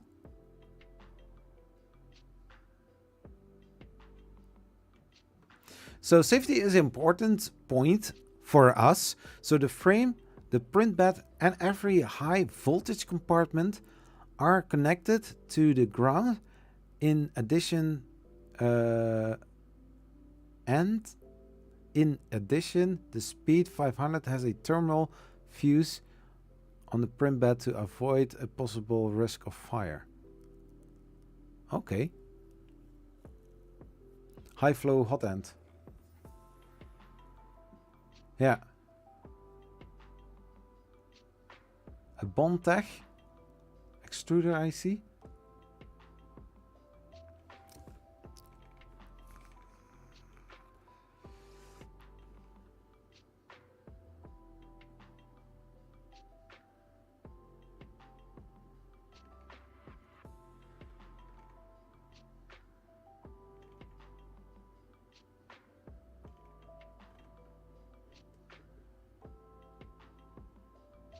So for 6,500, you will get the light. It's basically a simpler version. I think the same mechanics, but a simpler screen and no enclosure. Whereas this one has an in enclosed version, 5-inch touchscreen, and an LCD Mini 12864.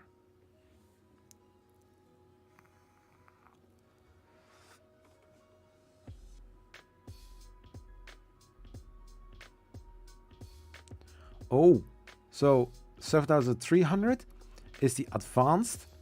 It's the Digimaker 3D Speed 500 with advanced package. It have a high precision pack with all movements marked THK, 5-inch touchscreen, and 1 kilo.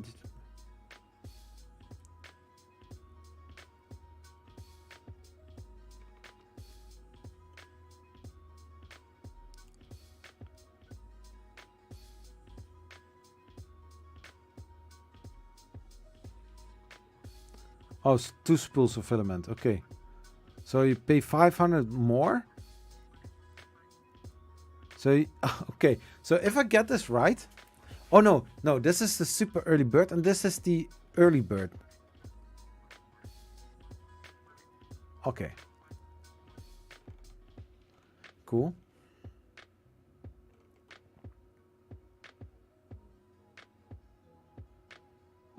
So big 3-tech board in it. LDO motors. Bossen. I think that's also good. Yeah, some brands I know.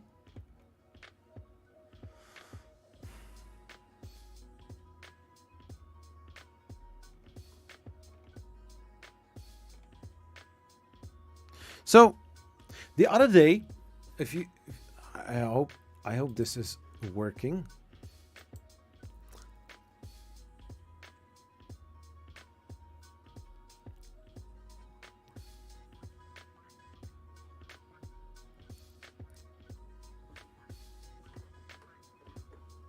So, I was thinking, I was like, okay, if I would ask an AI what printer would be the most optimal 3D printer.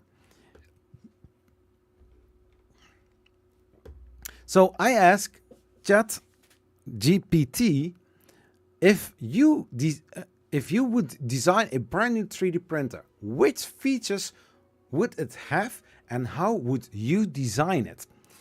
I mean, as an AI that is, like some people say, pretty advanced and give you as a chatbot not basic information, but I think a well thought, can you say well thought ideas, then you should hear this out because this is pretty interesting. I don't know why I always consider a AI chatbot or a AI thing, I always call it like she. I don't know why. It's because I'm a guy and think an AI would be a female kind of thing. I don't know. So I asked her this question and she answered. So therefore I say she. She answered as a language model. I don't have a personal opinions or experiences, but here are some common features and design considerations for a 3D printer. The features. First, a large build volume to enable printing of large parts or multiple smaller parts at once. That last one sounds pretty interesting because it says at once. So if you have two models, they will be printed at the same time, at once, right? It's my point of view about it. Second, a high resolution printing to achieve high resolution printing. I don't know if you can, non-fam, you are the guy who knows these kind of things. Can you talk about high resolution printing in FDM or FFF printing? Because if I hear high resolution, I would think about a resin printer, because, you know, it talks about resolution. To achieve detailed and precise prints. So that part sounds like a resin printer. And then it says, as point 3, dual extruded system, so IDEX printer, to enable the printing of multi-material and multicolor parts. So point 3 about this, the third feature is an IDEX printer, an FDM printer, because dual printing you don't have on a resin printer. It's just a fat with liquid that is going to be cured with a, you know, laser or with a display. Question. Well, I had to increase the X to 75 and the Y is still at 68, but I have no this sound anymore. So did you try 68 and you still had the sound until you went all the way up to 75?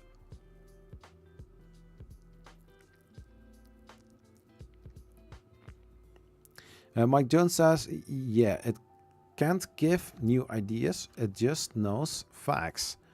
So it spit out the known facts about 3D printers, but coming up with new ideas. It's just our job. Yeah, it's our job. If it has any ideas, it will be ideas it was trained on. I'm already waiting for a better AI and over this one. Hey, Louis, how are you doing? Then you realize the real intelligence is actually creative and actually has free will. Not sit there giving answers on demand. No, it's going to attack us. The rise of the machines. We are going to upload Skynet. Heated bed. So, for a resin 3D printer, you don't have a heated bed. Although there are resin printers with some little ambient, no, that is normal environment. No. There are some resin printers where the chamber is a little bit heated to, you know, giving a better resin, or, you know, keep the resin a little bit liquid. A little bit, how is it called? That the viscosity of the resin is a little bit higher? Higher resolution is always relative. 20-30 years ago, 720p was considered really high resolution on TV screen. Yeah, and nowadays 4K. They won't attack. No, they don't. They are not going to attack us. We are going to kill in our sleep while, you know. Just kidding. So a heated bed to enhance adhesion and prevent warping during printing. Makes sense. Wi-Fi connectivity to allow remote control. Here we go. Wi-Fi connectivity to allow remote control and monitoring of the printer. That is a nice feature. Automated bed leveling to ensure proper bed leveling and printing quality. Makes sense. Material compatibility to allow a wide range of materials to be used, including filaments such as ABS, PLA, and nylon. The design is going to be a user-friendly interface to make the printer accessible and easy to operate for users of all skill levels. Yeah, makes sense. Robust and stable frame to minimize vibrations and ensure accurate prints. Easy maintenance, that's what we all want, to allow for quick and efficient cleaning and replacement of parts. So now high quality parts then. For efficient filament management to minimize waste and ensure smooth printing and experience. And aesthetically pleasing design to fit into a variety of workspaces and environments. These are just some common considerations, and the specific design and features of a 3D printer can vary depending on the intended use and target audience. When I was reading this, I was thinking about the Bambu Labs X1 with the AMS. I don't know why, but when I was reading this, I was like, hey, this sounds like this type of 3D printer.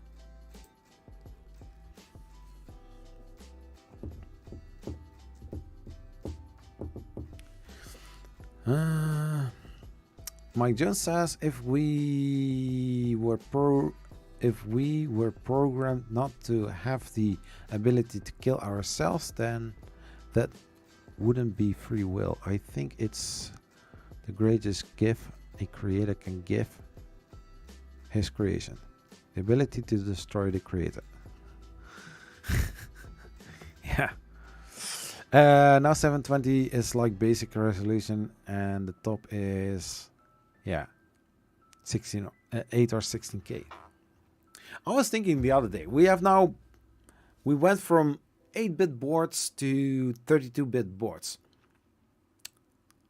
Would there be, not logically thinking, that we would get a 64-bit or a 128-bit board in the future 3D printers? What kind of thing we can expect? Because if 8-bit was non-silent, no features at all, basically printing and enjoy the sound of your steppers going,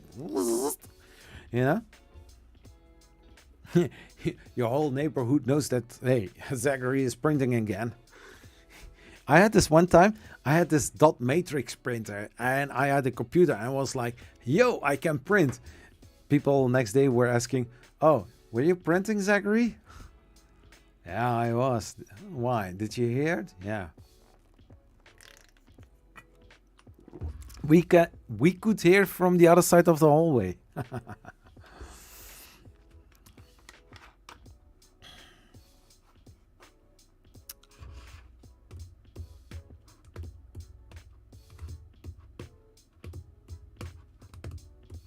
Hey, Luis, how is the Ender 3v2 doing? That being said, Prusa Mini run on an 8-bit boards and print great, so I appreciate them doing a lot of things with less. Yeah. Or did. Yeah, in my case, I have changed the whole hot end part. I bought a new set. And I got the issue again, so I switched it over to the Mosquito hot end, which I had used for my Voron, which I didn't use, so I took it out. I'm going to use something else for that.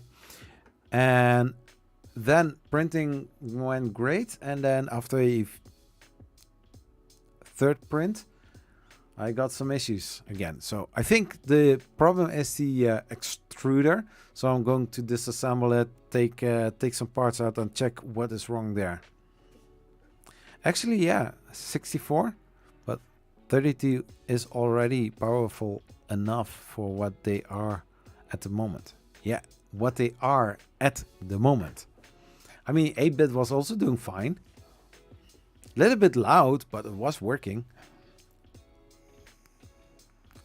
They are still using it. I think they are using the 32-bit board on the Prusa XL. Are they not? And they are still using, the same screen from the Prusa Mini on the Prusa XL. And I would thought, well, why not using a LCD touchscreen? If there was AI watching the print constantly, adjusting the on the fly, then Then we would need a quad-core controller boards. Where was I reading that?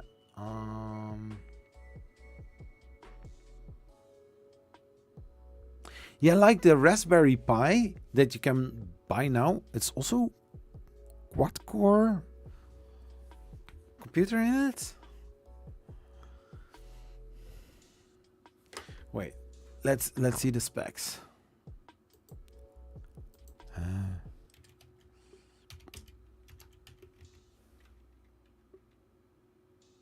Is there a Raspberry Pi 5 already? Oh, it's coming at in 2023, this year. What features does it have?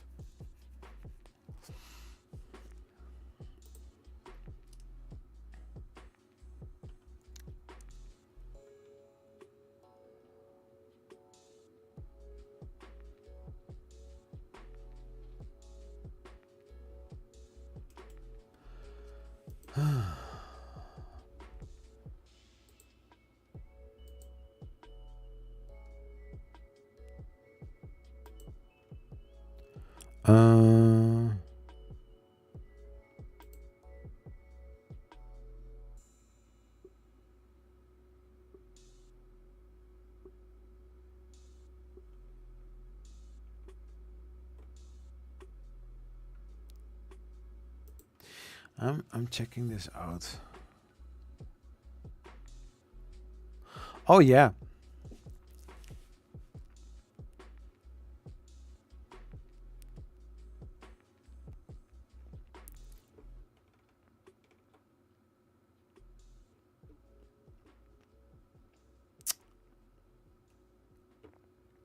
Let's see. Yeah, 4K output. I also have the Raspberry Pi 4, which is actually a pretty great one.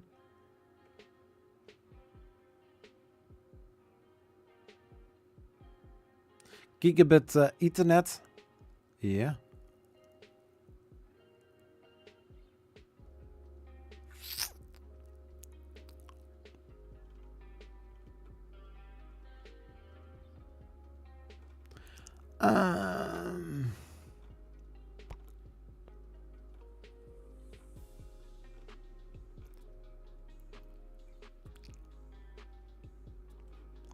Oh, tech specs. There it is.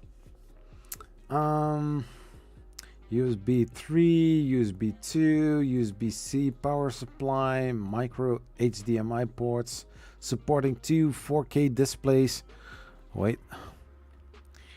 It's a quad-core Cortex A72 ARM V8, 64-bit at 1.5 gigahertz.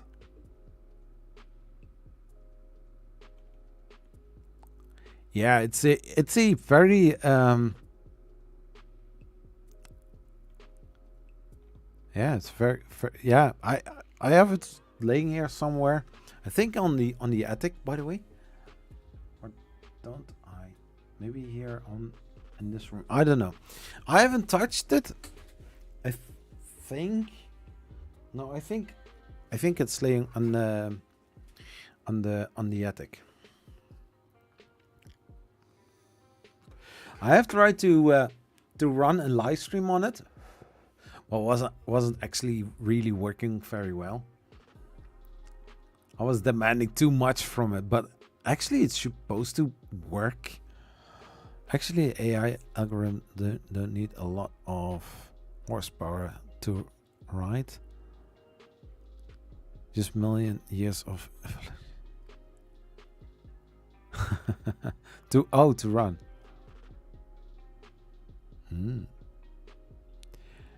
Just like using LiDAR, self-correcting would need a lot of processing power, I guess you mean.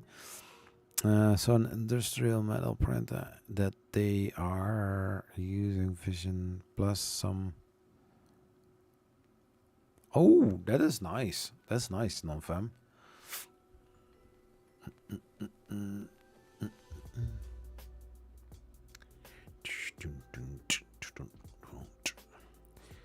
Yeah.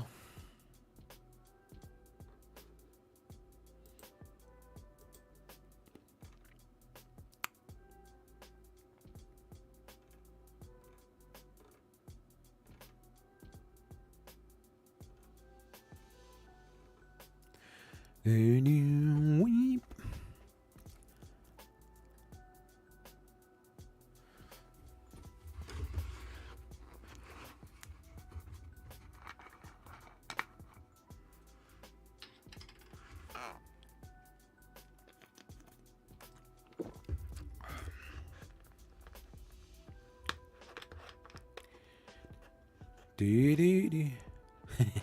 Yeah, processing power. Yeah. I'm paying a little bit attention to what people are saying, and if they have a typo or, the dang autocorrect.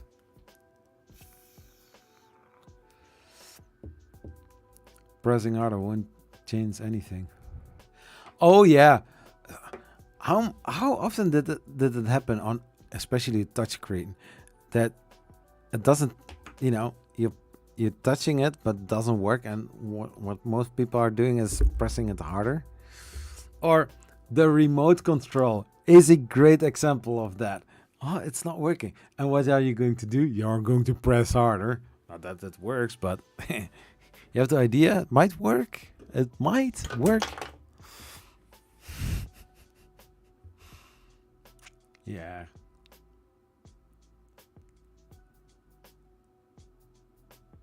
I'm looking to the X9. It's just looking amazing. Check that out, man. I mean, for a company that makes small, cheap 3D printers. Touchscreen never worked for me. Yeah, maybe you have to connect it.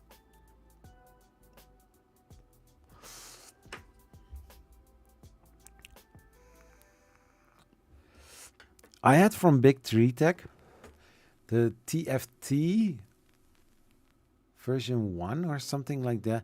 It was a small tiny screen, I think 4x2 icons. It was looking very simple. I used it on the first Ender 3 Pro that I had, and I was doing fine, but no, I like the newer displays of Big 3 Tech.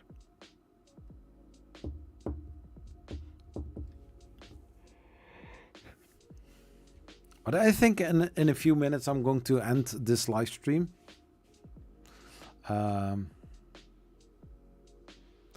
It went a little bit different than I expected. I had the focus standing here next to me.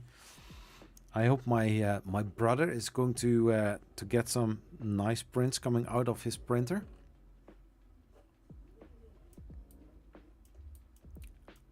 During an exam I was fighting with it. So stupid. I guess I have a different body conductivity. Yeah, I have heard something like that. That some touchscreens don't work, but then you have those pens that you can use for tapping the screen. And some screens, they are touch screens, but you can also use something like pen, like tick tick tick tick.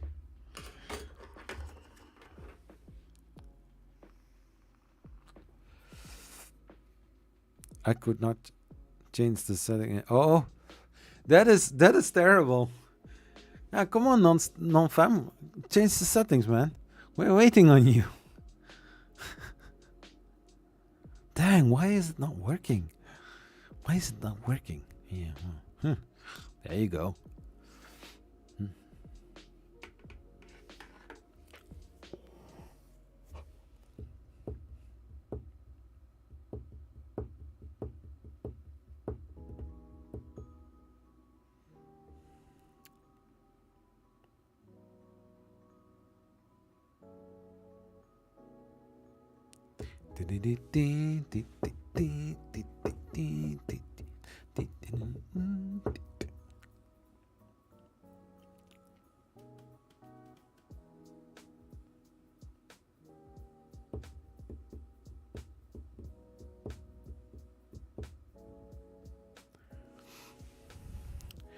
Uh,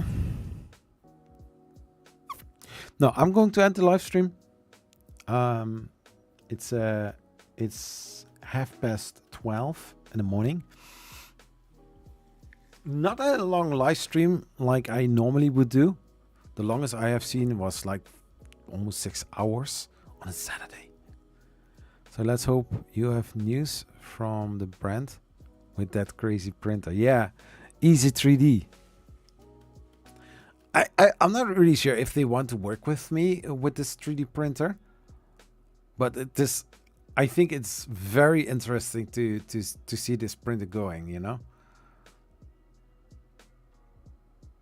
So I hope in the next live stream to give more updates about it. If Easy 3D really wants to work with the channel and providing one printer to review and show the awesomeness, well, I expect that this printer is going to look awesome.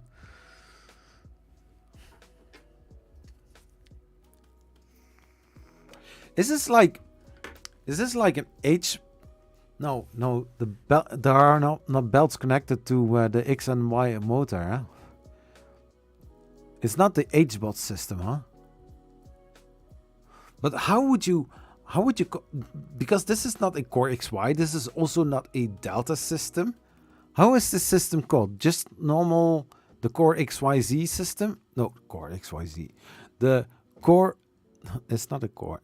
Just a XYZ 3D printer, normal Cartesian 3D printer, but not in the i3 style.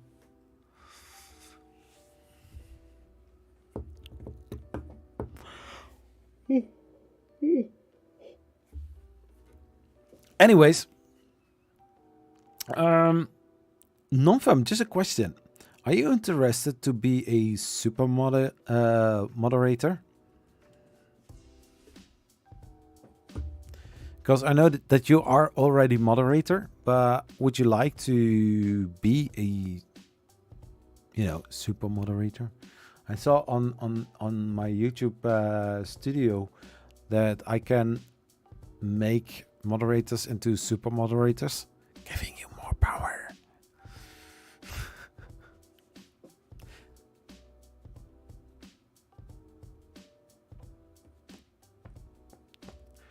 Just think about it. You know where to find me, and I will hear.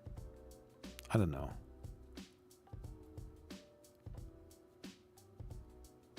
Yeah, the movements are more like Cartesian because they are now connected together. Delta, all three motors are. No, they are. Yeah, no.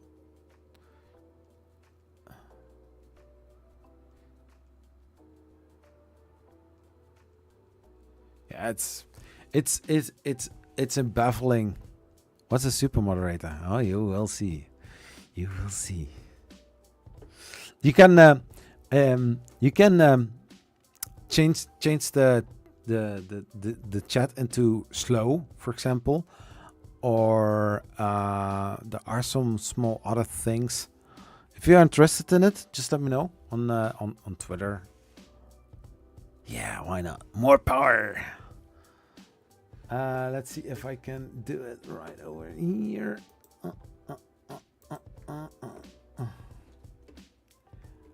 I'm not really sure if I can do it right now.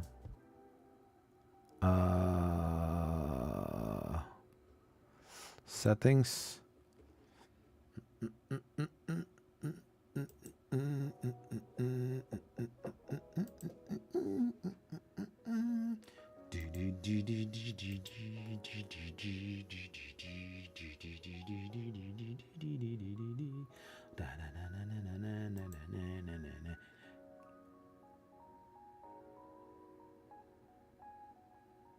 Oh, it's called managing moderators. And what does it mean? These users can manage blocked words, change chat modus in live, and more.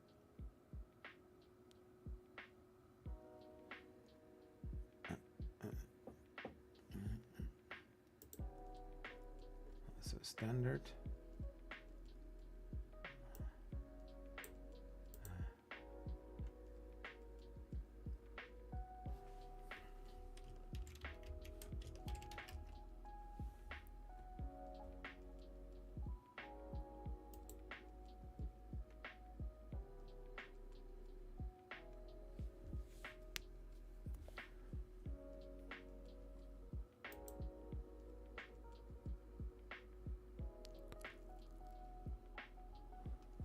So if correctly, you are now managing moderator.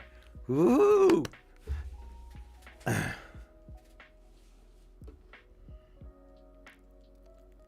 So I don't know on your end how it looks like, but maybe.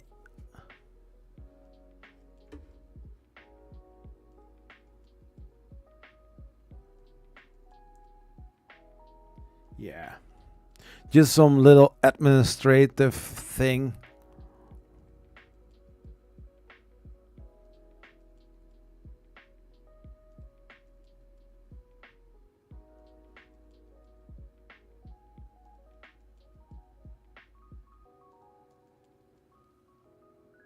Yeah, just do a refresh. You can check your status.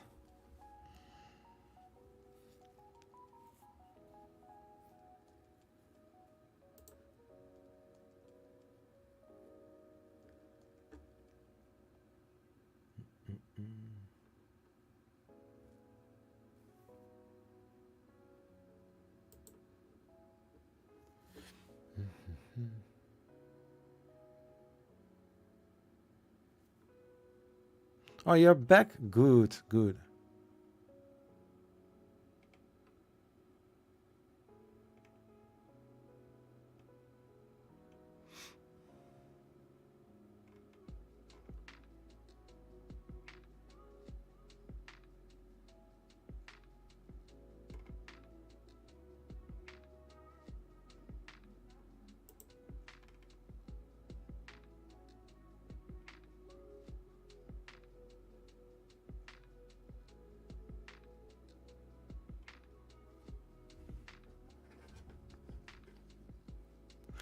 Everything still looks normal.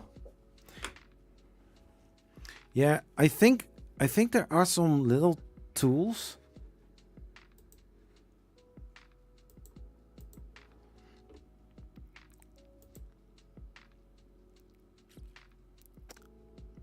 There should be some little changes.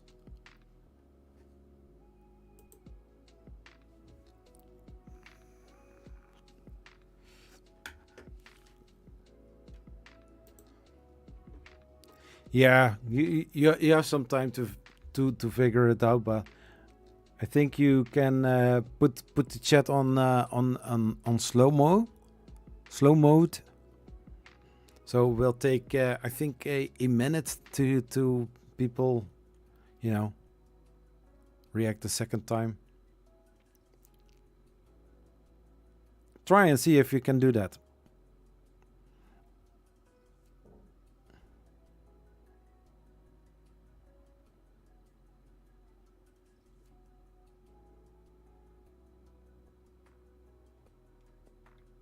Yeah, since you are almost every day on the chat, every day, every time.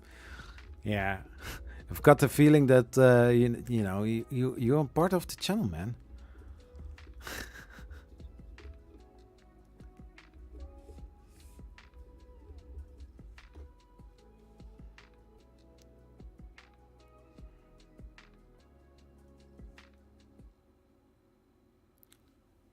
Yeah, I like I mentioned last week, last Friday. I'm not. I'm nowhere a moderator on any channel, so I don't know what I can do and where I can look. But it's okay. I will see. I will see. I'm a noob at moderating. Yeah, I am a noob. I know how to run a channel, or In some ways, I know how to do certain things.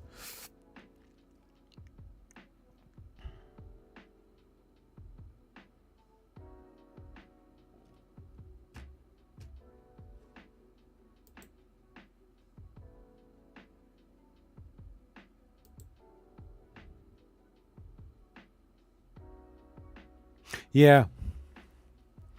I think are there not 3 dots next to your name, and see what you can do there?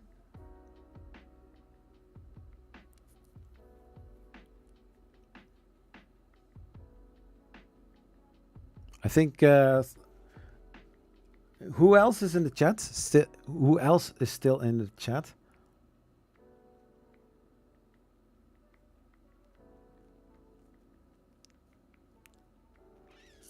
I think if you are watching this video on YouTube, so for example, I'm here.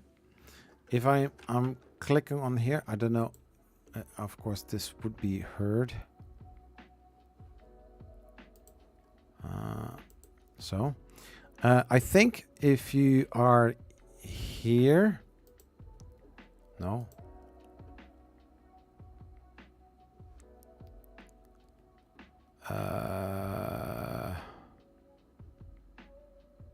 Sure. Yeah, I can do edit video.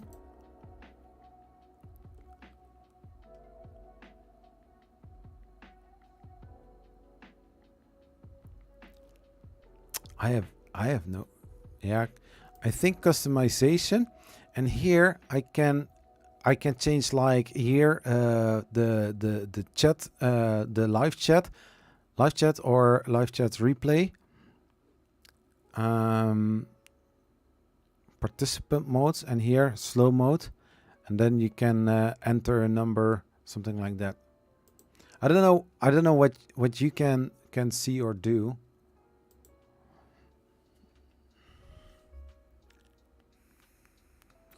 It's good because I'm no moderator anywhere, so I have basically no idea where to look for.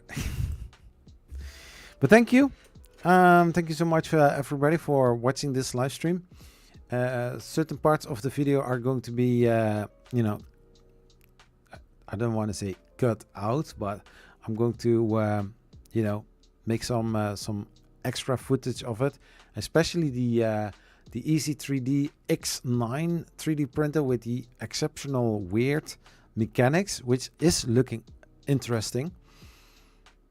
Let's see if I have next week news about it. Everybody, thank you so much for watching, and I will see you next time. Peace. Bye-bye.